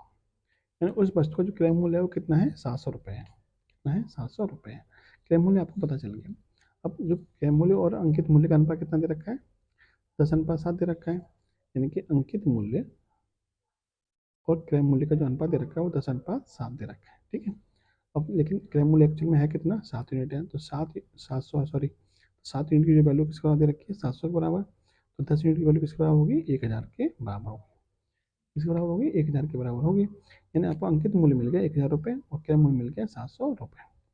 ठीक है, लेकिन आपसे पूछा है कि जो छूट बताइए, छूट का मतलब क्या है कि छूट किस पर दी जाती है? छूट दी जाती है अंकित मूल्य पर। यानी उसने 1000 वाली जो एमआरपी पड़ा हुआ था उस वो वाली चीज़ पे कुछ छूट दी होगी, और छूट देने के बाद में कितने की बेची जा रही है? वो 840 की बेची जा रही है। इसका मतलब उसने कितने रुपए की छूट दी है? 1000 वाली चीज़ कितने में बेची जा रही है? 840 की बेची जा रही है। तो कितने की छूट दी होती है? तो 1000 में से 840 घटा देंगे तो 160, यानी उसे 160 रुपये की छूट दे दी। कितने परसेंट की छूट दे दी? तो 160 की छूट एमआरपी यानी कि 1000 पे गुणा कर दीजिए 100 का, परसेंटेज में चाहिए तो 3 जीरो से ये वाला 3 जीरो खत्म, कितना हो जाएगा? 16%। यानी उसने कितने परसेंट की छूट दी है? तो 16% की छूट उसने दी। Option number D. नेक्स्ट देखा जाए, ए बी तथा सी किसी कार्य को 50 दिन, 80 दिन और 120 दिन में कर सकते हैं। यदि वह कार्य पूरा करने की कुल मजदूरी 22,050 रुपये है तो ए और बी का कुल हिस्सा कितना होगा? देखिए, इनका जो हिस्सा बनेगा वो इनकी मजदूरी के अनुपात में बनेगा, ना कि इनके दिन के अनुपात में। तो इनकी मजदूरी का अनुपात क्या होता है? मजदूरी का अनुपात मतलब इनकी क्षमताओं का अनुपात। इनकी क्षमताओं का अनुपात क्या बनेगा? तो ए बी और सी की क्षमताओं का अनुपात क्या बनेगा? इनके दिन का उल्टा जो होता है वो क्षमताओं का अनुपात होता है। जैसे 50 दिन है तो 1/50, 80 दिन है तो 1/80, वैसे ही 120 दिन है तो 1/120। तो ये इनकी क्षमताओं का अनुपात बनेगा। ठीक है, इनका संयुक्त अनुपात कितना बन जाएगा? तो 150 सॉरी 50, 80 और 120, जीरो से जीरो काट दीजिए, 5, 8 और 12, यानी 1/5 अनुपात 1/8 अनुपात 1/12। आपको पता है कि 5, 8 और 12 का एल्सियम कितना हो जाएगा? 120 हो जाएगा। 120 से गुणा कर दीजिए सिंपल अनुपात निकालने के लिए। 120 से गुणा करेंगे यहाँ कितना आएगा? 24 आ जाएगा। यहाँ 120 से गुणा करेंगे तो 15 और यहाँ 120 से करेंगे 10। ये इनकी क्षमताओं का एक्चुअल अनुपात निकल के आ गया। ठीक है, 24, 15 और 10, 24, 15 और 10, यानी इनको जो मजदूरी मिलेगी वो इस अनुपात में मिलेगी। कुल मजदूरी कितनी होगी? 24 + 15 यानी 39 और 10 49। ठीक है, यानी कुल मजदूरी कितनी होगी? कुल मजदूरी होगी 24 + 15 + 10 यानी कि 49। लेकिन एक्चुअल में मजदूरी है कितनी? 22,050। यहाँ से 1 यूनिट की वैल्यू निकल आ जाएगी 22,050 बटे में 49। ठीक है, पूछा गया, आपसे पूछा है कि ए और बी दोनों का कुल हिस्सा बताना है। ए प्लस बी कितना है, ए प्लस बी 24 + 15 यानी कि 39 है। तो ए प्लस बी का यानी कि 39 यूनिट का जो हिस्सा बनेगा वो कितना बनेगा, 22,050 बटे 49 × 39। ठीक है, इसको सॉल्व किया जाए तो देखिए 7 से कटेगा 7 बार, 7 से कटेगा आपका 7 × 1 = 21, 7 × 7 और 7 क्यों 7 से तो कट नहीं रहा है। 7 × 1 = 21, 7 × 7 7×5 कट रहा है। ठीक है, 7×5 7 से फिर काटते हैं इसको तो वही हो जाएगा 7×4 = 28, 7×5 450 बार कटेगा। 450 × 39 कितना आएगा आपका ये, 39 का 0 और 195 5 19 और ये हो जाएगा 175। ठीक है, 175 17,550। ऑप्शन नंबर यहाँ पे एकदम सही है। ठीक है, ऑप्शन नंबर भी आपका राइट आंसर। नेक्स्ट देखिएगा, पाइप ए एक टंकी को 20 लीटर प्रति मिनट की दर से भरता है। पाइप बी अकेले एक टंकी को 10 घंटे में भरता है। यदि दोनों पाइपों को एक साथ खोल दिया जाता है तो टंकी 6 घंटे में भर जाती है।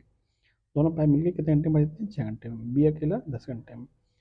तो पूछा टंकी की क्षमता बताइए। देखिए बी कितनी देर में भर सकता है इस पाइप को, टंकी को 10 घंटे में। ए प्लस बी दोनों कितने घंटे में भर सकते हैं, 6 घंटे में। कुल क्षमता हमने मान ली 10 और 6, 10 और 6 का एलसीएम यानी कि 60 यूनिट। ठीक है, 10 और 6 का एलसीएम में से 30 आता है, 30 मान लीजिए। चलिए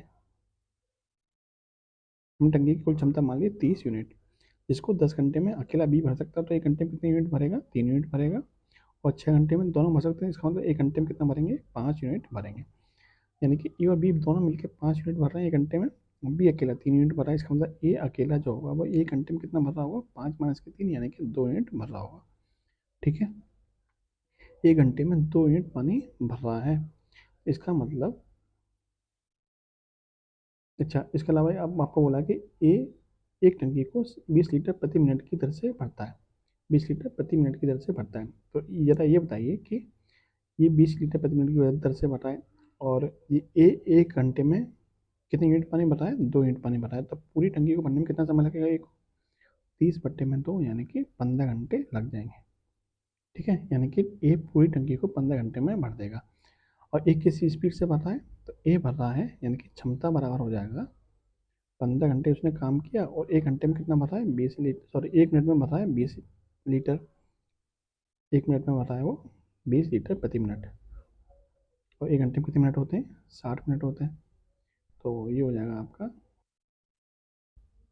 60 से गुणा कर दीजिए आप, है ना। तो ये हो जाएगा 15×2 = 30, 30 × 18 कितने जीरो आ जाएंगे, 3 जीरो आ जाएंगे। ठीक है, 18,000 लीटर इसकी क्षमता बन जाएगी। Option number B. नेक्स्ट देखिएगा, एक निश्चित राशि निश्चित चक्रवृद्धि ब्याज दर पर 3 वर्ष में दोगुनी हो जाती है। 3 वर्ष में कितनी हो जाती है, दोगुनी। हमसे पूछा है कि 9 वर्ष में के गुनी हो जाती है, तो के की वैल्यू बताइए। आपको पता है चक्रवृद्धि ब्याज में क्या कॉन्सेप्ट काम करता है कि निश्चित समय के अंतराल पर जो वृद्धि होती है वो निश्चित गुना ही होती है। यानी 3 वर्ष में दोगुनी हो रही है तो अगले 3 वर्ष में कितनी होगी, इसका दोगुना हो जाएगा। अगले 3 वर्ष में क्या होगा, इसका दोगुना, इसका दोगुना कितना हो जाएगा, 4 गुनी। और अगले 3 वर्ष में क्या होगी, इसकी भी दोगुनी यानी कि 8 गुनी हो जाएगी। तो 3 वर्ष, 3 वर्ष और 3 वर्ष यानी कि 9 वर्ष में कितना गुना हो जाएगी, 9 वर्ष में आपकी 8 गुनी हो जाएगी। यानी समान समय पर, समय अंतराल पर समान गुना वृद्धि होती है। 3 वर्ष में 2 गुनी, अगले 3 वर्ष में इसका 2 गुनी, अगले 3 वर्ष में इसका भी 2 गुनी। यानी कि 9 वर्ष में कुल मिला कितना गुना हो जाएगी, 8 गुनी हो जाएगी। Option number B. एक व्यक्ति 50 मिनट में 4 किलोमीटर की दूरी को तय करना है। एक व्यक्ति को 50 मिनट में 4 किलोमीटर की दूरी तय करनी है। यदि वह कुल समय के 2/5 भाग में 1/8 दूरी को तय करता है तो शेष समय में शेष दूरी को तय करने के लिए किलोमीटर प्रति घंटा में उसकी चार्ज बताइए। देखिए 50 मिनट में उसे कितना तय करना है, 4 किलोमीटर। 50 मिनट में कितना तय करना है उसे, 4 किलोमीटर। 4 किलोमीटर का मतलब कितना होता है, 4,000 मीटर। ठीक है, इससे क्या होगा, कैलकुलेशन थोड़ी ईजी होगी। अब देखिए वह कुल समय के 2/5 में, कुल समय कितना है, 50 मिनट। 50 का 2/5 कितना हो जाएगा, ये हो जाएगा 20 मिनट। यानी 20 मिनट में वो कितना तय करता है, 1/8। 1/8 का मतलब पूरी दूरी कितनी थी, 4,000 किलोमीटर, 4,000 मीटर। 4,000 का 1/8 कितना हो जाएगा, 500। यानी कि 500 मीटर तय करता है कितने मिनट में, 20 मिनट में। 20 मिनट में कितना चलता है वो? 20 मिनट में चलता है वो 500 मीटर। ठीक है। अब कह रहा है वो शेष समय में शेष दूरी तय करने के लिए कितनी स्पीड होनी चाहिए। शेष समय कितना बचा? शेष समय बचा 50 था, 20 मिनट वो चल चुका, 30 मिनट का उसमें समय बचा। अब दूरी कितनी बची? दूरी बची आपकी 4000 में से 500 चल चुका है, यानी कि 3500 मीटर की दूरी उसके पास बच गई। ठीक है। अब पूछा किलोमीटर प्रति घंटा में, यानी 30 मिनट का मतलब क्या होता है? आधा घंटा। आधा मतलब 1/2 घंटा। 1/2 घंटे में वो 3500 मीटर चल रहा है। तो 1 घंटे में कितना चल रहा होगा? 1 घंटे में चल रहा होगा, 2 से गुणा कर दीजिए, यानी कि 7000 मीटर। ठीक है। और 1 घंटा में चली गई दूरी क्या होती है? किलोमीटर प्रति घंटा में स्पीड होती है। तो समझो स्पीड कितनी हो जाएगी उसकी? 7000 मीटर। 7000 मीटर को आप लिख सकते हैं 7 किलोमीटर, यानी कि 7 किलोमीटर प्रति घंटा। उसकी स्पीड कितनी हो जाएगी? 7 किलोमीटर प्रति घंटा। Option number B. नेक्स्ट देखिएगा। अनवर शांत जल में 49.5 किलोमीटर प्रति घंटा की गति से नाव चलाता है। यदि नदी 16.5 किलोमीटर प्रति घंटा की गति से बह रही है तो उसे एक जगह से जाने और लौटने के लिए 90 मिनट का समय लगता है।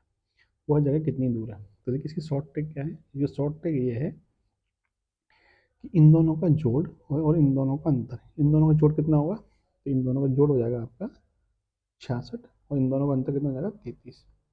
तो आपको ऐसा ऑप्शन ढूंढना है जो 66 या 33 में किसी एक से, दोनों से पूरा पूरा कट रहा हो, या फिर इन दोनों में से कोई एक ऑप्शन मैच कर रहा हो। तो देखिए ना तो 66 नहीं है इसमें, लेकिन 33 आपका है। 33 ही आपका क्या बनेगा? राइट आंसर बनेगा। ठीक है। इसको सॉल्व भी कर लेते हैं। आपको पता है कि यदि नाप की दिशा और धारा की दिशा दोनों एक ही दिशा में है तो इनकी जो सापेक्षिक स्पीड बनती है वो क्या होती है? दोनों चालों का योग। यदि हम नाप की चाल को यदि हम नाप की चाल को ए मान लें और धारा की चाल को बी मान लें, तो ए प्लस बी यानी कि धारा की दिशा में चाल बनेगी वो कितनी बनेगी? ए प्लस बी, यानी कि 49.5 प्लस के 16.5 बराबर 66 किलोमीटर प्रति घंटा। ऐसे ही धारा की दिशा ये है और तो नाप की दिशा ये है और धारा की दिशा क्या है? ये। इन विपरीत दिशा में इनकी सापेक्षिक चाल बनेगी वो क्या बनेगी? ए माइनस के बी, यानी कि 49.5 माइनस के 16.5, यानी कि 33 किलोमीटर प्रति घंटा। ठीक है। यदि मान लीजिए ये वाला स्थान है, यानी यहाँ से जाता है और वापस यहीं पर लौट के जाता है, ये दूरी कितनी मान ली हमने? x किलोमीटर मान ली। यहाँ से यहाँ तक जाने और वापस आने में कितना समय लगता है उसको? 90 मिनट। 90 मिनट का मतलब कितना होता है? 1.5 घंटा। 1.5 घंटा मतलब 3/2, या फिर आप 1.5 भी इसको ले सकते हैं, 1.5 घंटा। ठीक है। अब देखिए जाते टाइम इसकी चाल कितनी है? 66 की स्पीड, और आते टाइम कितनी है? 33 की स्पीड से आ रहा है। कुल समय कितना लग रहा है? 1.5 घंटा लग रहा है।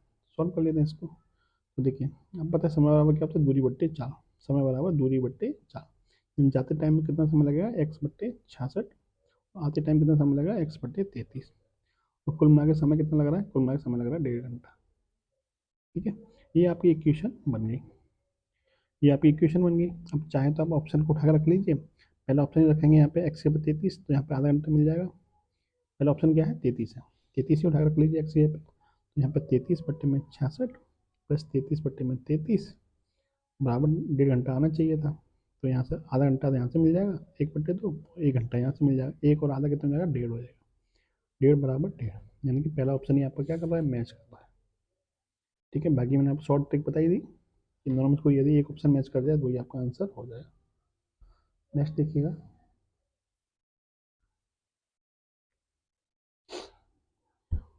एक छोटे दल के लिए काम करने वाले 6 कर्मचारियों का वेतन निम्न प्रकार से है। माध्य का वेतन बताइए। माध्य का वेतन निकालना है। माध्य का वेतन कैसे निकालेंगे? देखिए देखिए माध्य का निकालने का तरीका होता है कि जो आपको डेटा दे रखा है उसको आरोही क्रम में लगा लीजिए, चाहे अवरोही क्रम में लगा लीजिए। यदि हम आरोही क्रम में लगाएंगे तो सबसे पहले कौन सा आएगा? 27,000 आएगा, फिर 27,500 आएगा, फिर आपका 31,000 आएगा, फिर आपका आएगा 35,000, फिर आपका आएगा 38,000, फिर आपका 40,000। ठीक है। ये डेटा आएगा।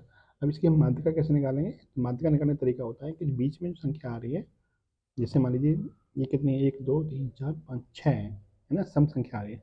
तो जब सम संख्या है तो बीच में जो दोनों संख्या आएंगी उनका औसत क्या होगा? आपका माध्यिका होगा। इन दोनों का औसत कितना हो जाएगा? 31,000 प्लस 35,000 बटे में 2। कितना हो जाएगा 66,000 बटे में 2 यानी कि 33,000। ठीक है। यदि मान लीजिए जैसे इस क्वेश्चन का तो आंसर कितना बन गया 33,000 बन गया। मान लीजिए यहाँ पे 7 संख्या होती, 6 की जगह कितनी होती है 7 संख्या। जब विषम संख्या आए तो बीच बिल्कुल बीचों बीच में जो संख्या होगी वही आपका क्या बनेगा माध्य का बनेगा। ठीक है। तो इसके फॉर्मूले के चक्कर में मत पड़िएगा, जो हमने आपको शॉर्ट तरीका बता दिया है कि यदि सम संख्या है तो बीच वाली दोनों संख्याओं को सब माध्य का कहलाएगा, यदि विषम संख्या है तो बिल्कुल बीच वाली संख्या क्या आएगी आपकी माध्य का हो जाएगी। नेक्स्ट देखिएगा, उपयुक्त आंकड़ों का प्रयास, उपयुक्त आंकड़ों का प्रयास और आंकड़ों के बहुलक से कितना भिन्न है। यदि हम इस प्रयास की बात करें, प्रयास का होता है एक प्रकार रेंज होता है, यानी कि सबसे लोएस्ट वैल्यू और सबसे हाईएस्ट वैल्यू के बीच का डिफरेंस। सबसे लोएस्ट कितना है 7 है, सबसे हाईएस्ट कितना है 57, दोनों का डिफरेंस कितना हो जाएगा 50 हो जाएगा। ठीक है। फिर बोला है कि बहुलक, बहुलक क्या होता है वो डेटा जो सबसे ज़्यादा बार रिपीट हुआ है। सबसे ज़्यादा बार रिपीट कौन सा हो रहा है इसमें 11 हो रहा है। बहुलक क्या हो जाएगा इसमें 11। दोनों का आपसे भिन्न पूछा है, डिफरेंस पूछा है, डिफरेंस कितना हो जाएगा 39। ऑप्शन नंबर सी। 10.5 सेंटीमीटर त्रिज्या वाले वृत्त के रूप में एक तार को एक आयत के रूप में मोड़ा जाता है जिसकी लंबाई और चौड़ाई 6/5 के अनुपात में है। आयत का क्षेत्रफल बताइए। ठीक है, आयत का क्षेत्रफल देखिए, देखिए इसमें कॉन्सेप्ट क्या काम करेगा कि जो तार पहले वृत्त के रूप में मुड़ा हुआ था, यदि हम इसी तार को खोलेंगे तो इस वृत्त की जो परिधि होगी उस वृत्त की परिधि के बराबर क्या होगी आयत की परिमाप के बराबर होगा। जो वृत्त की जो परिधि बनेगी वो इसी तार को मोड़कर ये वाला आकार दिया जा रहा है, आयत का रूप दिया जा रहा है, तो ये जो इसकी परिधि बराबर होगी वो इस वृत्त के इस सॉरी आयत के परिमाप के बराबर होगी। इसकी परिधि है कितनी, तो इसकी त्रिज्या दे रखी है आपको 10.5। इसकी परिधि निकाल लेते हैं। परिधि बराबर क्या होता है 2 पाई आर, तो 2 गुणा पाई की वैल्यू 22/7, आर की वैल्यू कितनी है 10.5। सॉल्व करते हैं इसको, बटे में कितना आ जाएगा 10 आ जाएगा, और 7 से कटेगा आपका ये 15 बार, 5 से 2 बार, 5 से सॉरी 5 से 3 बार, 5 से 2 बार, 2 से 2 खत्म, बच दिया 66। कितना आ जाएगा 66 सेंटीमीटर इसकी परिधि आ जाएगी। इस 66 सेंटीमीटर को मोड़ के क्या बनाया जा रहा है, इसकी परिमाप बनाई जा रही है, जिसकी साइड कितनी दे रखी है 6:5 के अनुपात में। इसकी लंबाई हमने 6x मान ली, तो चौड़ाई कितनी हो जाएगी इसकी 5x की चौड़ाई हो जाएगी। ठीक है। तो इसकी परिमाप कितनी होती है, इसकी परिमाप का फॉर्मूला होता है 2 गुणा लंबाई प्लस चौड़ाई, यानी कि 2 गुणा लंबाई कितनी है 6x और चौड़ाई कितनी है 5x। तो ये हो जाएगा आपका 6 और 5 11 दूनी 22x। 22x की एक्चुअल जो वैल्यू है वो किसके बराबर आएगी 66 सेंटीमीटर के बराबर आ जाएगी। तो 22x बराबर 66 सेंटीमीटर, एक्स बराबर यहाँ से कितना आ जाएगा 3 आ जाएगा। एक्स की वैल्यू 3 है तो 6x की वैल्यू कितनी आएगी 18, और 5x की वैल्यू कितनी आएगी 15। ठीक है। आपसे क्षेत्रफल पूछा है आयत का, क्वेश्चन में आपको क्या पूछा है आयत का क्षेत्रफल, तो आयत का क्षेत्रफल कितना आ जाएगा लंबाई गुणा चौड़ाई, यानी कि 18 गुणा 15। 18 गुणा 15 कितना हो जाएगा 18 पंजे 90, 18 का 18 9 27, 270 सेंटीमीटर स्क्वायर इसका क्या बन जाएगा क्षेत्रफल बन जाएगा। Option number A. यदि 2x बराबर 3 बराबर 6 की पावर -z है तो इसका मान बताइए। देखिए यदि हम मान लें कि 2 की पावर x बराबर 3 की पावर पाई बराबर 6 की पावर -z बराबर k, तो आपको पता है कि यदि हम 2x बराबर भी क्या होगा k होगा, तो यहाँ से 2x बराबर k, तो यहाँ से आपको 2 की वैल्यू कितनी मिल जाएगी k की पावर 1/x। ठीक है। ऐसे ही 3 की पावर बाई बराबर k है, तो यहाँ से 3 बराबर क्या मिल जाएगा आपको k की पावर 1/बाई, और ऐसे ही यहाँ पे 6 की पावर माइनस के z बराबर k है, तो 6 बराबर क्या मिल जाएगा k की पावर माइनस के 1/z। ठीक है। अब आपको पता है कि 2 गुणा 3 बराबर क्या होता है 6 होता है, 2 की जगह पर रख दीजिए k की पावर 1/x इंटू 3 की जगह पर रख दीजिए आप k की पावर 1/बाई, ऐसे ही 6 की क्या आ जाएगा k की पावर 1/z। गुणा में क्या होता है पावर जुड़ जाती है जब बेस समान होता है, तो ये हो जाएगा k की पावर 1/x प्लस 1/बाई बराबर k की पावर माइनस के 1/z। अब दोनों का बेस समान है, तुलना करेंगे तो क्या आ जाएगा 1/x प्लस के 1/बाई बराबर 1/z माइनस के, माइनस इधर आएगा तो प्लस का हो जाएगा, तो 1/x प्लस के 1/बाई प्लस के 1/z बराबर क्या आ जाएगा 0। और आपसे इसी की वैल्यू आपसे पूछी थी, कितना जाएगा ये वैल्यू 0 के बराबर आ जाएगी। Option number B. Next question देखा जाए।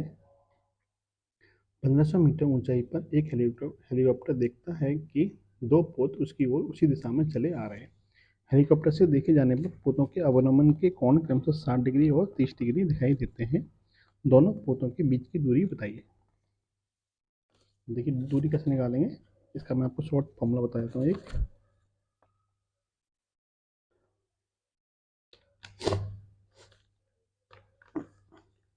देखिए जैसे मान लीजिए आपका ये एरोप्लेन उड़ रहा था यहाँ से, और यहाँ पे आपके दो जहाज चल रहे थे, ठीक है। जब पहले जहाज को देखता है तो इसका जो अवनमन कोण बनना है वो कितना डिग्री का बनना है, 60 डिग्री का बनना है। क्या बनना है इसका, 60 डिग्री का अवनमन कोण बनना है। तो ये वाला कोण कितने का बनेगा, 60 डिग्री का बनेगा,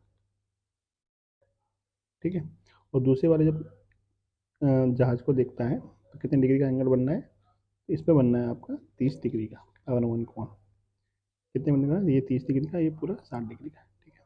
ये 30 का तो ये भी 30 का हो जाएगा। वही कितनी ऊंचाई पर उड़ रहा है, ये उड़ रहा है आपका 1500 मीटर की ऊंचाई पे, ठीक है। इस तरह का डायग्राम बनेगा। ये पहला स्टेप है और ये पहला है, ये दूसरा, ठीक है। जो भी है आपसे ये वाली दूरी पूछिए डी, इन दोनों स्टेपों के बीच की दूरी पूछिए। अब इस दूरी का फॉर्मूला क्या होता है, तो डी बराबर होता है एच कॉट थीटा 1 माइनस के कॉट थीटा 2। डी निकालनी, एच कितना दे रखा है, ऊंचाई दे रखी है 1500। कॉट थीटा 1 मतलब, कॉट थीटा 1 की मतलब कॉट थीटा 60, कॉट 30 की वैल्यू कितनी होती है, कॉट 30 माइनस की कॉट 60। सॉल्व करते हैं 1500, कॉट 30 की वैल्यू कितनी होती है, √3 माइनस की 1/√3, ठीक है। कॉट 60 की वैल्यू कितनी होती है, 1/√3 होती है। इसको सॉल्व करेंगे तो 1500 ब्रैकेट में √3 का √3 में 3 हो जाएगा, 3 माइनस का 1 यानी कि 2/√3। अब √3 हटाना है तो √3 से ऊपर नीचे मल्टीप्लाई कर दीजिए, ये हो जाएगा पर 1500 गुणा 2 गुणा √3 बटे में √3 का √3 मल्टीप्लाई करेंगे 3 आ जाएगा, ठीक है। 3 से कटेगा आपका ये 500 बार, 500 दूनी 1000, 1000 √3। तो डिस्टेंस कितनी जाएगी दोनों के बीच की, 1000 √3, ठीक है। Option number A. नेक्स्ट देखिएगा। एक जीवा द्वारा वृत्त के केंद्र और दीर्घ चाप पर बने कोणों का योग कितना है, 180 अंश है। वृत्त के केंद्र पर बनने वाला कोण बताइए। जैसे मान लीजिए कोई वृत्त है, इसका ही केंद्र है, ये कोई जीवा रही होगी, इसके द्वारा एक कोण आपका केंद्र पर बनना है, एक कोण इसके चाप पे बनना है, इस तरीके से, ठीक है। मान लीजिए ये वाला कोण आपका ए, वृत्त के केंद्र को अपने ओ मान लिया। ये वाला कोण यदि ए है, सॉरी एक्स है, एक कोण आपका ये, इन दोनों में संबंध क्या बनता है, वृत्त के केंद्र पर बना कोण वृत्त की परिधि पे बने कोण का डबल होता है। यानी यदि हम इसको हम एक्स मान लें तो कितना हो जाएगा, 2x हो जाएगा, ठीक है। यदि हम इसको एक्स मानेंगे तो कितना हो जाएगा, 2x हो जाएगा। प्रमेय क्या होती है कि वृत्त की केंद्र पर बना कोण वृत्त की परिधि पे बने कोण का डबल होता है, ठीक है। यदि ये x है तो ये कितना हो जाएगा, 2x हो जाएगा। इन दोनों का योग कितना दे रखा है, 180 डिग्री दे रखा है, यानी x + 2x बराबर 3x। तो 3x की वैल्यू कितनी है, 180 है, यहाँ से x बराबर कितना हो जाएगा, 60 डिग्री, तो 2x बराबर कितना हो जाएगा, 120 डिग्री, ठीक है। तो 2x की वैल्यू हमें चाहिए थी, कितना हो जाएगा, 120 degree, option number A. Next देखा जाए। देखिए क्वेश्चन है, रेखा 8x + 4y बराबर 40 दे रखा है, तो दोनों अक्षों के बीच की कुल लंबाई बताइए। देखिए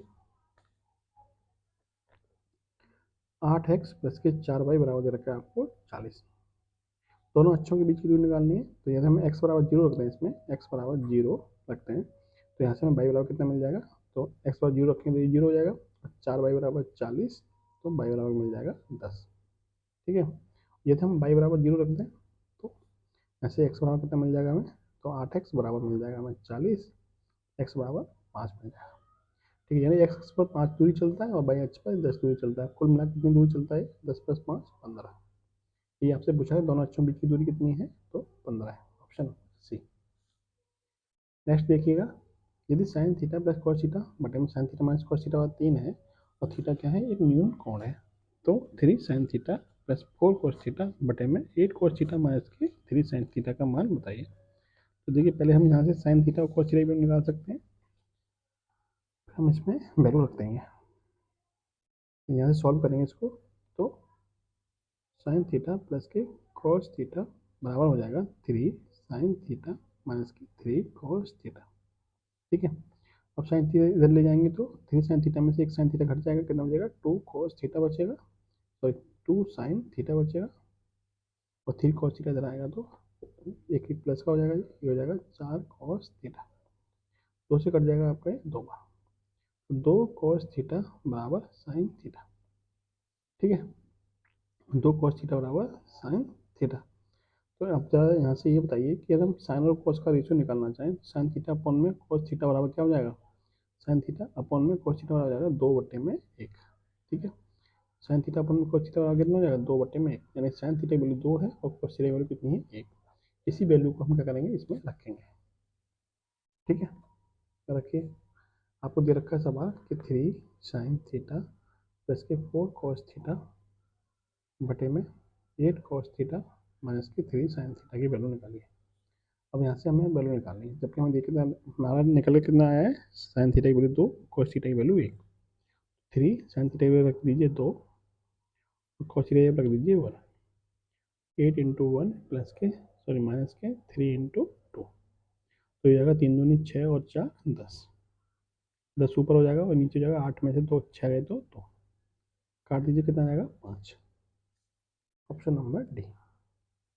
नेक्स्ट देखिएगा, 14 सेंटीमीटर भुजा वाले एक समभुज कोणीय षटभुज का क्षेत्रफल ज्ञात कीजिए। आपको पता है सम षटभुज जो होता है, सम षटभुज वो 6 समबाहु त्रिभुजों के योग से बनता है ना, यानी एक सम षटभुज में 6 समबाहु त्रिभुज होते हैं। तो सम षटभुज का क्षेत्रफल जो होगा वो किसके बराबर होगा, 6 गुणा अंडर में 3/4 इंटू भुजा का स्क्वायर, भुजा का स्क्वायर, यानी ये होता है समबाहु त्रिभुज का क्षेत्रफल। इसमें से 6 का गुणा कर देंगे तो 6 समबाहु त्रिभुज का क्षेत्रफल निकल आएगा, जो कि 6 सम षटभुज के बराबर होता है। वैल्यू रखिए 6 गुणा अंडर में 3/4, बचा कितनी है 14 गुणा 14। सॉल्व किया जाए, 2 से 2 बार, 2 से 7 बार, 2 से 7 बार, 7 यानी 6 गुणा √3 गुणा 49, कितना हो जाएगा आपका 294 √3। Option number D. Last question देखिएगा, एक व्यक्ति एक यात्रा पर 4 स्थानों चेन्नई, बंगलौर, दिल्ली और मुंबई का दौरा करना चाहता है। व्यक्ति द्वारा मुंबई से बिल्कुल पहले चेन्नई का दौरा करने की संभावना ज्ञात कीजिए। देखिए टोटल संभावना कितनी है, 4 है, क्योंकि 4 स्थान दे रखे हैं, 1 2 3 और 1 4। और मुंबई से ठीक पहले चेन्नई आने की संभावना कितनी होगी 1। टोटल जो प्रायिकता बनेगी वो क्या बनेगी 1/4। Option number C. ठीक है, अब देखिए रीजनिंग देखते हैं। देखिए फिश का संबंध दे रखा है इससे, तो नोज का संबंध किससे होगा, इन दोनों में आपस में क्या रिलेशन बनाए देखते हैं। देखिए एफ का नंबर होता है 6, सी का नंबर होता है 3, कितना माइनस हुआ है 3 माइनस हुआ है। एन में से 3 माइनस करेंगे, एन का नंबर होता है 14, 14 में से 3 माइनस करेंगे कितना आएगा 11, 11 किसका होता है के का, यानी पहला लेटर कौन सा होगा के होगा, तो ये तो आपका आंसर नहीं होगा। दूसरा चेक करिए, आई का नंबर होता है 9, एल का होता है 12, यानी कि 9 से 12 जा रहा है, इसका मतलब प्लस के 3 हो रहा है, तो ओ से +3 करेंगे, 15 3 कितना होता है 18। 18 नंबर किसका होता है आर, के बाद में कितना आना चाहिए आर आना चाहिए, जो कि आपको ऑप्शन नंबर डी में है। बाकी का चेक करने की जरूरत नहीं है। ठीक है, नेक्स्ट देखिए, ड्यूमा का संबंध रूस से है तो सोरा का संबंध किससे हुआ। ड्यूमा कहाँ की संसद का नाम है, तो रूस की संसद का नाम है, और सोरा कहाँ की संसद है, तो अफगानिस्तान की संसद है। ठीक है, ऑप्शन नंबर ए। नेक्स्ट देखिएगा, इलाहाबाद का संबंध इससे है तो वाराणसी का संबंध किससे हुआ। इलाहाबाद से ये कैसे बना है, इसका उल्टा करके, यानी कि इलाहाबाद से का उल्टा कर देंगे तो DAB इस तरह से बनेगा। इसे वाराणसी का उल्टा कर देंगे कैसे बनेगा ISAN, जो किस में है, जो कि आपका दे रखा है सिर्फ ऑप्शन नंबर डी में दे रखा है। ठीक है, ऑप्शन नंबर डी में आपका दे रखा है। नेक्स्ट देखिएगा, दिए विकल्पों में से विषम को चुनिए। C7, AZ 27, GJ 17, LP 28। देखिए इन सब का जोड़ दे रखा है बराबर में, जैसे ए का नंबर होता है 1 और जेड का 26, 26 + 1 27, ये 12 और 16 28, और ये 7 और 10 17, ये 3 और 5 8 आना चाहिए था, लेकिन 7 आया हुआ है, तो विषम कौन सा हो जाएगा, ऑप्शन नंबर ए आपका विषम हो जाएगा। नेक्स्ट देखिएगा, एक आदमी ने एक महिला से कहा, तुम्हारी माँ के ससुर मेरे पिता हैं और मैं इकलौता बेटा हूँ। वह आदमी उस महिला से कैसे संबंधित है? वह आदमी उस महिला का कौन लगेगा? देखिए, उसने क्या बोला है कि तुम्हारी माँ के ससुर मेरे पिता हैं। मेरे पिता हैं मतलब तुम्हारी माँ मेरी कौन लगेगी? पत्नी। देखिए, इसका डायग्राम बना देते हैं। चलिए, देखिए ये महिला है, महिला की माँ के ससुर कौन है? वो कह रहा है कि तुम्हारी माँ के ससुर मेरे पिता हैं, यानी इनका कोई पुत्र है और वो पुत्र कौन है? इकलौता पुत्र है। इसका मतलब ये जो औरत होगी वो इसकी पत्नी होगी ना। इसका जो ससुर है कौन होगा? मैंने पति का पिता तो ससुर होता है। इसका मतलब ये जो माँ है वो इसकी पत्नी होगी और जो ये महिला है वो क्या होगी? इस पिता की पुत्री होगी, क्योंकि एक ही पिता है, एक ही पुत्र है उसके पास। यानी जो उसका ससुर है उसका कितना बेटा है? एक ही बेटा है। तो वो जो आदमी है उस महिला को कौन लगेगा? उस वो जो आदमी है वो उस महिला को कौन लगेगा? ये लगेगा पिता। ठीक है, ऑप्शन नंबर।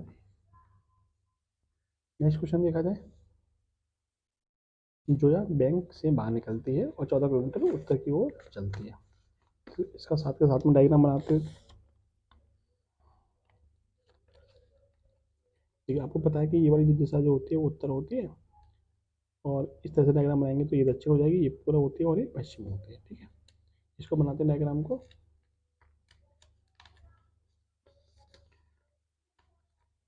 जो है बैंक से बाहर निकलती है और 14 किलोमीटर उत्तर की ओर जाती है। जैसे यहाँ मान ली यहाँ से निकली और 14 मीटर कहाँ चलेगी? उत्तर की ओर चलेगी।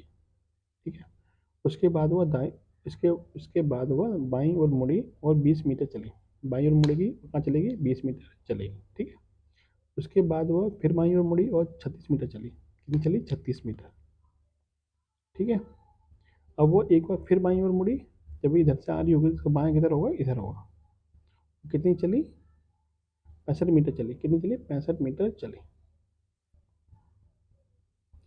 उसे बैंक से पूरब दिशा। नेक्स्ट देखिए आगे क्या है। बैंक से पूरब दिशा में 45 मीटर चलने के लिए, बैंक से पूरब दिशा में कितना चलना है? 45 मीटर चलने के लिए अस्पताल पहुंचने के लिए किस ओर मुड़ना होगा और कितनी दूरी तय करनी होगी? यानी अभी वो कहाँ पर है? यहाँ पे। बैंक से 45 मीटर पूर्व दिशा में पहुंचने के लिए हमें उसे किस दिशा में चलना पड़ेगा और कितनी दूरी चलना पड़ेगा? देखिए, ये 14 मीटर चली थी, फिर 20 मीटर चली थी। यहाँ तक की दूरी कितनी होगी? ये होगी आपकी 14 होगी। ठीक है, क्योंकि ये दूरी समान होती है। यहाँ तक आपकी 14 होगी, जहाँ से यहाँ तक चली थी 36, तो कितनी बची होगी? ये बची होगी आपकी 22। कितनी बची? 22। अब ये यहाँ पे है इसकी सीध में, तो यहाँ से यहाँ तक की दूरी कितनी होगी? 22 मीटर होगी। ठीक है, जितनी ये होगी यहाँ से यहाँ तक उतनी ही ये होगी 22 मीटर। अभी इसको चलना पड़ेगा 22 मीटर कितना? उत्तर दिशा में, तभी तो यहाँ पहुँचेगी। क्योंकि ये 20 हो गई और यहाँ से यहाँ तक कितनी हो जाएगी? तो देखिए, ये 20 है तो ये भी 20 होगी। कितनी बची है? 45 ही बची, यानी इसके बराबर ही बची, इसके जस्ट नीचे खड़ी। तो कितना चलना पड़ेगा? ये 22 मीटर उत्तर में चलना पड़ेगा। ठीक है, 22 मीटर उत्तर, 22 मीटर है कहीं। अच्छा, उसने पूछा कितना मुड़ना पड़ेगा। देखिए, अभी वो किस दिशा में जा रही है? अभी वो जा रही है इस दिशा में जा रही थी। अब इसे कितना मुड़ना पड़ेगा? बाईं तरफ मुड़ना पड़ेगा। कितना? 22 मीटर, यानी बाईं ओर से 22 मीटर मुड़ना पड़ेगा। Option number A. Next question देखा जाए। देखिए, ये क्वेश्चन दिया हुआ है, उसमें 8 व्यक्ति बने हुए हैं। ठीक है, मैंने आपके 8 व्यक्ति बना लिए। अब जैसे जैसे क्वेश्चन बोलेगा वैसे करते जाएंगे। ठीक है, एम पंक्ति के किसी एक सिरे पर बैठा है। एम कहाँ बैठा है? किसी एक सिरे पर बैठा है, यानी एम यहाँ पर भी बैठ सकता है और एम यहाँ पर भी बैठ सकता है। ठीक है, इसके बाद बोला है कि एम और ई के बीच केवल 2 व्यक्ति हैं। एम और ई के बीच में कितने व्यक्ति हैं? 2 व्यक्ति, यानी कि ई आपका यहाँ पे भी हो सकता है, तब 2 व्यक्ति बन जाएंगे। ई इधर से एम यदि यहाँ पे बैठा हुआ है तो ई कहाँ पे आएगा? आपका यहाँ पे आएगा, तब भी आपके 2 व्यक्ति बीच में बैठे हुए हैं। ठीक है, अब आगे देखिए। डी और ई, सॉरी, डी ई के दाईं ओर तीसरे स्थान पर है, यानी डी जो है वो ई के दाईं ओर तीसरे स्थान पर है। तो यदि हम ई को यहाँ मान लें तो डी कहाँ पर होना चाहिए? यहाँ पर होना चाहिए, जबकि यहाँ पे तो आपका एम बना हुआ है। तो यदि हम ई को यहाँ मान लें तो डी कहाँ पे होगा? तो डी आपका बैठेगा देखिए यदि ई यहाँ पे होता है तो तीसरे स्थान पर डी आना चाहिए, तो 1 2 3, जब डी यहाँ पर नहीं है, यहाँ पर क्या है, एम है, ठीक है। तो ये वाला ई तो होगा नहीं, ठीक है। इसका मतलब ये वाला ई हमारा कंफर्म हो गया, जो कि हम इसको यहाँ पे बना देते हैं, ठीक है। इस वाले को यहाँ से हटा के यहाँ पर बनाते हैं, ये ऊपर वाला जो है वो कंफर्म है। अब ई यहाँ पर है तो ई के दाईं ओर डी जो है वो तीसरे स्थान पर है, 1 2 3, डी कहाँ पर आ जाएगा आपका, यहाँ पर आ जाएगा। क्लियर हो जाएगा। अब आगे देखिए, डी और टी के बीच में केवल 4 व्यक्ति हैं। डी और टी के बीच में कितने व्यक्ति हैं, 4 व्यक्ति हैं, यानी 1 2 3 4। टी कहाँ पे हो जाएगा आपका, यहाँ पे कंफर्म हो जाएगा, ठीक है। अच्छा अब आगे देखिए, अब बोला है कि अच्छा यहाँ पे जब ई कंफर्म हो गया ये वाला, तो इसका मतलब ये वाला एम सही हो गया, ये वाला एम आपका गलत हो जाएगा, ठीक है। ये वाला एम में हटा दीजिए, ये वहाँ नीचे से यहाँ से ई हटा दीजिए, और ये एम आपका कंफर्म हो गया, कहाँ बन जाएगा, ऊपर बन जाएगा, ठीक है। यहाँ तक बात खुद क्लियर है, कोई दिक्कत नहीं है। अब बोला है कि डी और टी के बीच केवल 4 व्यक्ति हैं। डी और टी के बीच में कितने व्यक्ति हैं, 4, 1 2 3 4, ठीक है। अब देखिए आगे, जेड पी के दाईं ओर ठीक बगल में है। जेड जो है वो पी के दाईं ओर ठीक बगल में है, यानी कि देखिए जेड यहाँ पे तो है नहीं, यहाँ पे टी है। जेड कहाँ पे बनेगा, जेड बनेगा आपका यहाँ पे, क्योंकि पी के ठीक दाईं ओर बनेगा, ठीक है। और तो कोई कंडीशन बन नहीं रही थी यहाँ पे। जेड पी के दाईं ओर ठीक बगल में है। डब्लू पंक्ति के किसी भी सिरे पर नहीं है। डब्लू कहाँ है, किसी भी सिरे पर नहीं है। ये वाला कॉलम खाली पड़ा, तो डब्लू कहाँ बन जाएगा आपका, यहाँ पे। अब बाई के दाईं ओर कितने व्यक्ति हैं, अच्छा बच कौन गया आपका, बाई ही बच गया। बाई कहाँ आ जाएगा आपका, यहाँ आ जाएगा, ठीक है। अब जरा ये बताइए, पूछा कि बाई के दाईं ओर कितने व्यक्ति हैं, बाई के दाईं ओर तो कोई नहीं है, तो इसका राइट आंसर क्या बनेगा, कोई नहीं, ऑप्शन नंबर सी। नेक्स्ट देखिएगा, देखिए ये आपका फिगर दे रखा है, आपको क्वेश्चन मार्क के स्थान बताना क्या आएगा। तो देखिए 19 का वर्ग दे रखा 361, दो जोड़ दिए 363 हो जाएगा। 20 का वर्ग 400, दो जोड़ दिए 402 हो गए। 21 का वर्ग 441, दो जोड़ देंगे तो 443 हो जाएगा, ऑप्शन नंबर सी।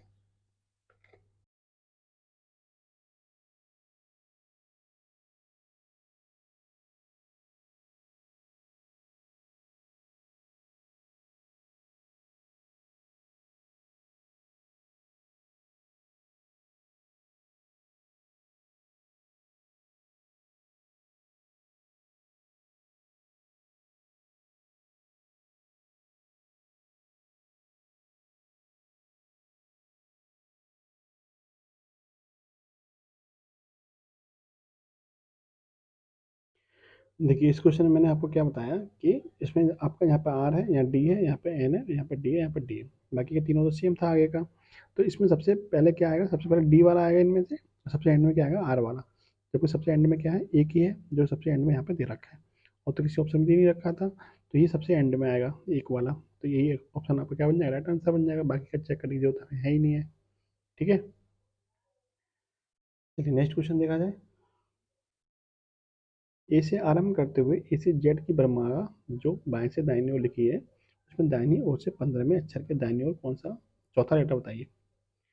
देखिए जैसे ये वर्णमाला लिखी होती है ए से लेकर जेड तक, जब हमें दाईं तरफ से कोई लेटर निकालना होता है तो हम क्या करते हैं, टोटल जो लेटर होते हैं 26 होते हैं, दाईं तरफ से हमें कोई लेटर निकालना है तो कैसे निकालते हैं, 27 में से घटा के निकालते हैं। जैसे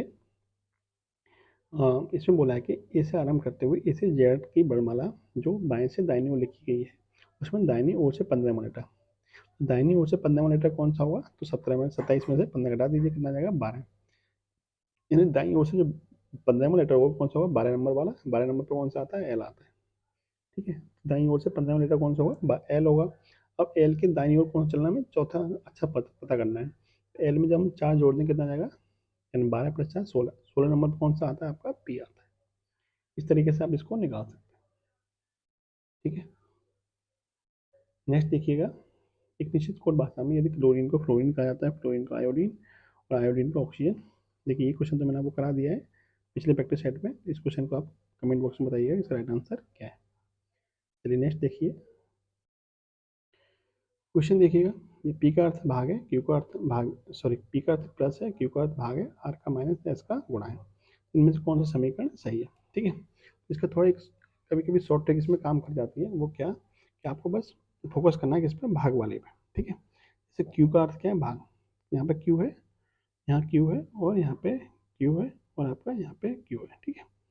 अब जरा देखिएगा कि 8 में 4 का भाग जाना है, तो ये तो कट जाएगा पूरा पूरा। 16 में 23 का भाग पूरा पूरा नहीं कटेगा, तो ये आपका आंसर नहीं होगा। अब 13 में भाग करेंगे 182 का, तो 13 से भी 182 कटता है। 13 में 182 का भाग करेंगे, चाहे ऊपर कट जाए चाहे नीचे कट जाए, कोई दिक्कत नहीं। पर 13 से 182 कटता है ना, तो ये आंसर आपका हो सकता है। यहाँ चेक करेंगे 19 में 5 का भाग, 19 में 57 का भाग करेंगे तो 19 दिया 57, ये भी आपका क्या है, कट रहा है। ठीक है, ये भी आपका कट रहा है, तो ये आपके 3 ऑप्शन में से कोई एक आंसर हो सकता है। ठीक है, अब आपको ये चेक करना पड़ेगा थोड़ा। अब फर्स्ट तरीके से आप चेक करिएगा, तो देखिए पहले 16 है, 16 इसका मतलब क्या है आपका गुणा, 16 गुणा 8 भागे 4, और पी का अर्थ क्या है प्लस 19 माइनस 23। ठीक है, इसको सॉल्व करेंगे तो पहले भाग करेंगे तो 8, 8 में 4 का भाग करेंगे तो 2 आ जाएगा, और 16 दूनी 32, 32 में से 32 प्लस 19 माइनस के 23 करेंगे तो 32 19 51, 51 में से 23 घटाएंगे तो 28 आना चाहिए था। अभी आ कितना रहा है 27, तो ये भी हमारा आंसर नहीं होगा। अब चेक करते हैं सी वाले को। ये दे रखा है 13 भागे 182, और एस का अर्थ है आपका गुणा 42 प्लस 16 माइनस के 4, ये क्वेश्चन दे रखा है आपको तीसरा ऑप्शन। इसको सॉल्व करें तो पहले भाग करेंगे 13 बट्टे 182 गुणा 42 प्लस 16 माइनस के 4। 13 से कटेगा आपका 14 बार, और 14 से कटेगा आपके 3 बार। 3 प्लस 16 कितना जाएगा 19, 19 माइनस के 4 कितना आएगा 15। 15 ही हमारा आना चाहिए था, जो कि ऑप्शन नंबर सी में दिया हुआ है। इस तरीके से आप इसको चेक कर सकते हैं, और उस ट्रिक का जो मैंने आपको पहले बताई थी उसका यूज करके आप ऑप्शन को एलिमिनेट भी कर सकते हैं। ठीक है, नेक्स्ट देखिएगा, निम्नलिखित में से कौन सा चित्र अध्यापक, महिला और माँ के बीच है। आपको पता है कि सभी जो माँ होती हैं, सभी माँ क्या होती हैं, महिला होती हैं, और उन माँ में से कुछ माँ आपकी अध्यापक हो सकती हैं, कुछ महिला भी आपकी अध्यापक हो सकती है। इस तरीके का डायग्राम बनेगा, जो कि आपका ऑप्शन नंबर सी में दिया हुआ है। नेक्स्ट देखिएगा, निम्न में से कौन सा आरेख रेलगाड़ी एवं बस के बीच सबसे अच्छा संबंध प्रदर्शित करता है। यात्रियों, रेलगाड़ी एवं बस के बीच। आपको पता है कुछ जो यात्री होते हैं वो बस से ट्रैवल करते हैं, कुछ यात्री आपके रेलगाड़ी से ट्रैवल करते हैं। ये बीच वाला यात्री हो जाएगा, ये बस वाला हो जाएगा, और ये आपका रेलगाड़ी हो जाएगा। यानी कि ऑप्शन नंबर जो डी है वो आपका राइट आंसर है। नेक्स्ट क्वेश्चन देखा जाए, कुछ चूजे मुर्गियां हैं, सभी चूजे पक्षी हैं। ये कुछ चूजे क्या हैं, कुछ चूजे मुर्गियां हैं। ठीक है, फिर कह रहा है कि सभी चूजे क्या हैं, पक्षी हैं, सभी चूजे क्या हैं, पक्षी हैं। तो ये डायग्राम हो जाएगा पक्षी का। मादा पक्षी अंडे देते हैं, सभी अंडों में जन्म क्षमता नहीं है, सभी अंडों में जन्म क्षमता नहीं है। निम्नलिखित में से कौन सा तर्क संगत है। सभी पक्षी अंडे नहीं देते हैं, सभी पक्षी अंडे देते हैं यहाँ बोला गया है। मादा पक्षी, सॉरी यहाँ बोला गया मादा पक्षी अंडे देते हैं, एक है सभी पक्षी अंडे नहीं देते हैं, ये तो आपको गलत हो जाएगा। कुछ चूजे मुर्गियां नहीं है, तो कुछ चूजे यहाँ पे बोला था कुछ चूजे मुर्गियां हैं, तो कुछ चूजे मुर्गियां नहीं है। ठीक है, यानी ये वाला ऑप्शन आपका एकदम सही बनना है, option number B. Next question देखा जाए, जॉन ने एक महिला की ओर इशारा करते हुए कहा वह उसके पुत्र की पत्नी की बेटी की माँ है। जॉन ने क्या बोला कि, जॉन ने बोला है कि जो महिला है वो उसके पुत्र की पत्नी की बेटी की माँ, बेटी की माँ कौन हो जाएगी, यही हो जाएगी। पूछा है कि जॉन से उस महिला का क्या संबंध है, तो ये जो पत्नी है यानी ये जो महिला है वो जॉन की कौन लगेगी, पुत्र बधू लगेगी। कौन लगेगी, पुत्र बधू। ठीक है, ऑप्शन दिखा देता हूँ आपको, क्या संबंध बनेगा, चाचा का, भतीजी का, पुत्र वधू का, या फिर उपयुक्त में से कोई नहीं। तो महिला जो होगी उसकी कौन होगी, जॉन की पुत्र वधू होगी। ठीक है, कथन और निष्कर्ष वाला क्वेश्चन देखिएगा। कथन कह रहा है कि सचिन ने 2 मैचों में 200 रन बनाए। निष्कर्ष क्या निकलता है इससे, सचिन ने 2 शतक बनाए, तो ये जरूरी नहीं दोनों में शतक बनाया हो, तो ये तो नहीं होगा। सचिन ने 4 अर्धशतक बनाए, तो ये भी कोई जरूरी नहीं है। ठीक है, तो दोनों ही निष्कर्ष नहीं निकलते हैं। और डी में, डी किस में दे रखा है आपको, ऑप्शन नंबर डी में ही दे रखा है। ठीक है, नेक्स्ट देखिएगा, कथन और तर्क। क्या सरकार को सार्वजनिक स्थानों पर और कार्यस्थलों पर धूम्रपान प्रतिबंध लगाना चाहिए। तर्क इसके पीछे क्या दे रहा है, हाँ प्रतिबंध धूम्रपान करने वालों को धूम्रपान कम कम करने या छोड़ने के लिए प्रोत्साहित करेगा। देखिए, ये कह रहा है कि जो पब्लिक प्लेस होते हैं उस पर धूम्रपान को निषेध कर देना चाहिए।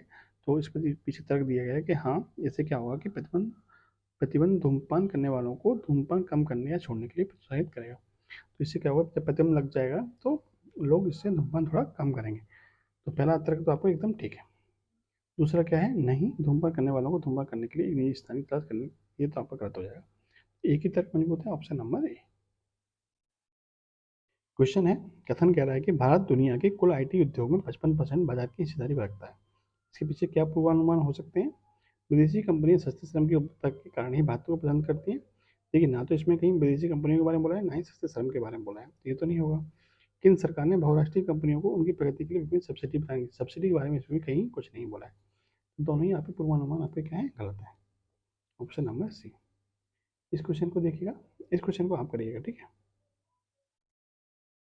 चलिए मैं ही कर देता हूँ, आपको कोई दूसरा क्वेश्चन देंगे। दी गई आकृति में कितने वर्ग हैं, इसमें कितने वर्ग हैं? देखिए इसमें कितने वर्ग हैं, तो गिन लेते हैं। देखिए जब भी आपको इस तरीके की आकृति बनेगी, जब भी आपको इस तरीके की आकृति बनेगी, तो इसमें कितने वर्ग होते हैं? इसमें 5 वर्ग होते हैं, ठीक है। कितने वर्ग होते हैं? इसमें 5 वर्ग होते हैं।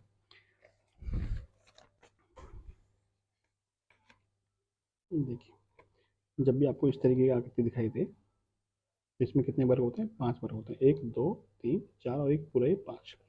5 तो ये हो गए, ठीक है। उसके बाद में एक ये वाला हो गया 6, एक ये वाला 7, एक ये वाला 8, फिर ये 9 और एक 10, ठीक है। एक ये 11 और एक आपका 12 और एक 13, ठीक है। 13 हो गए अब तक टोटल। टोटल कितने हो गए? 13 हो गए।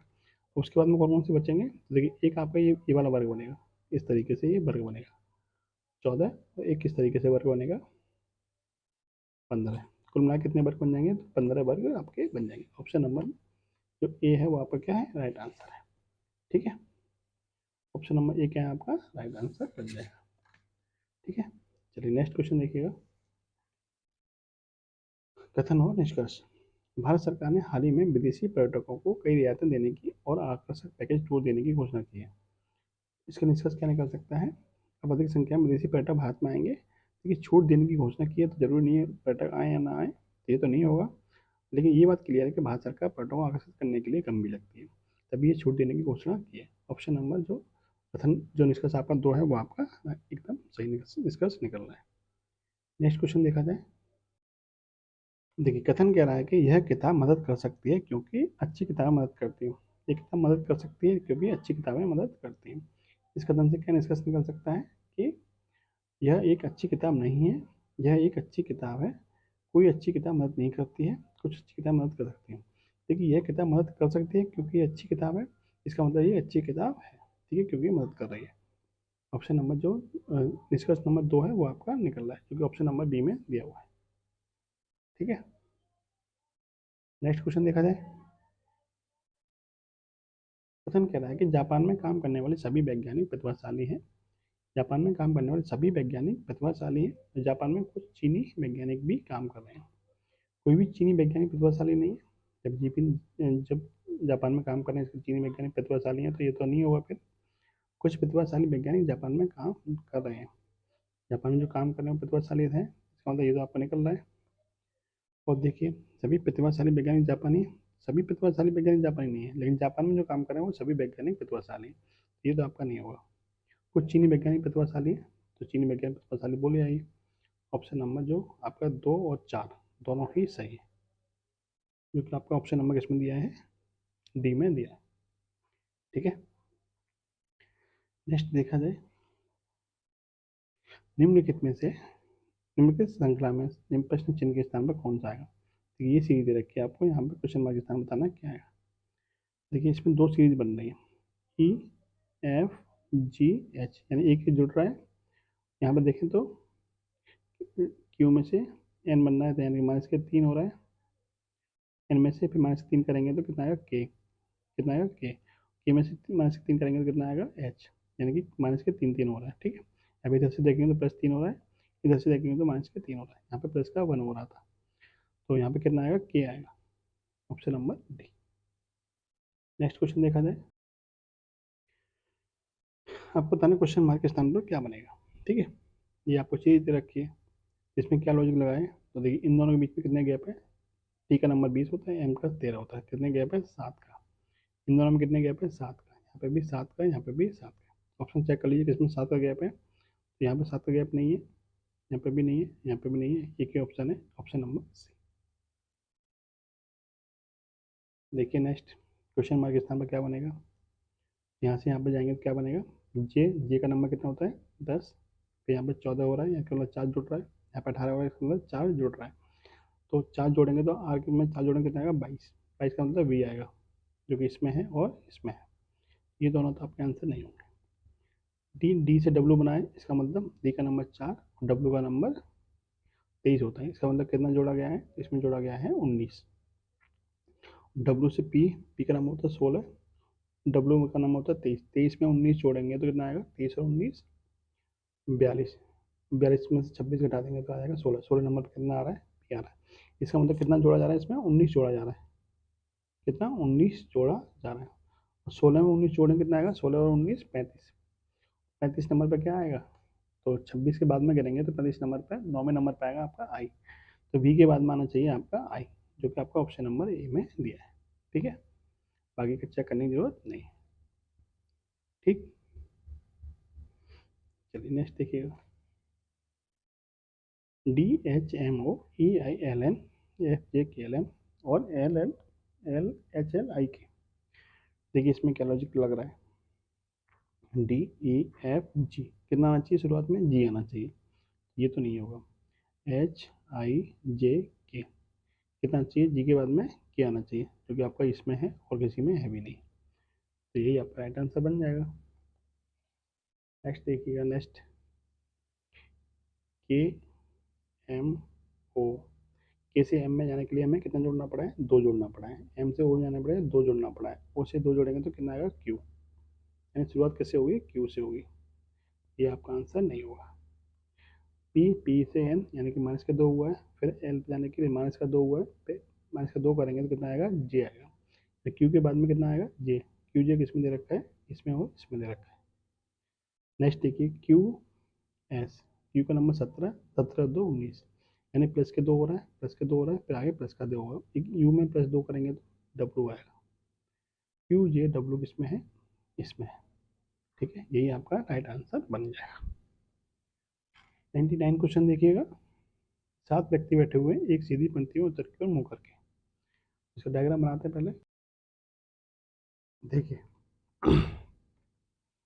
7 व्यक्ति बैठे हुए हैं और उत्तर की ओर मुंह करके बैठे हुए हैं। ठीक है, आपको बोला कि एम के बाईं ओर केवल 5 व्यक्ति, एम के बाईं ओर केवल 5 व्यक्ति, इसका मतलब एम यहाँ पे होगा तो 1 2 3 4 5 6 व्यक्ति बचेंगे, इसका मतलब एम कहाँ पर होगा, यहाँ पर होगा।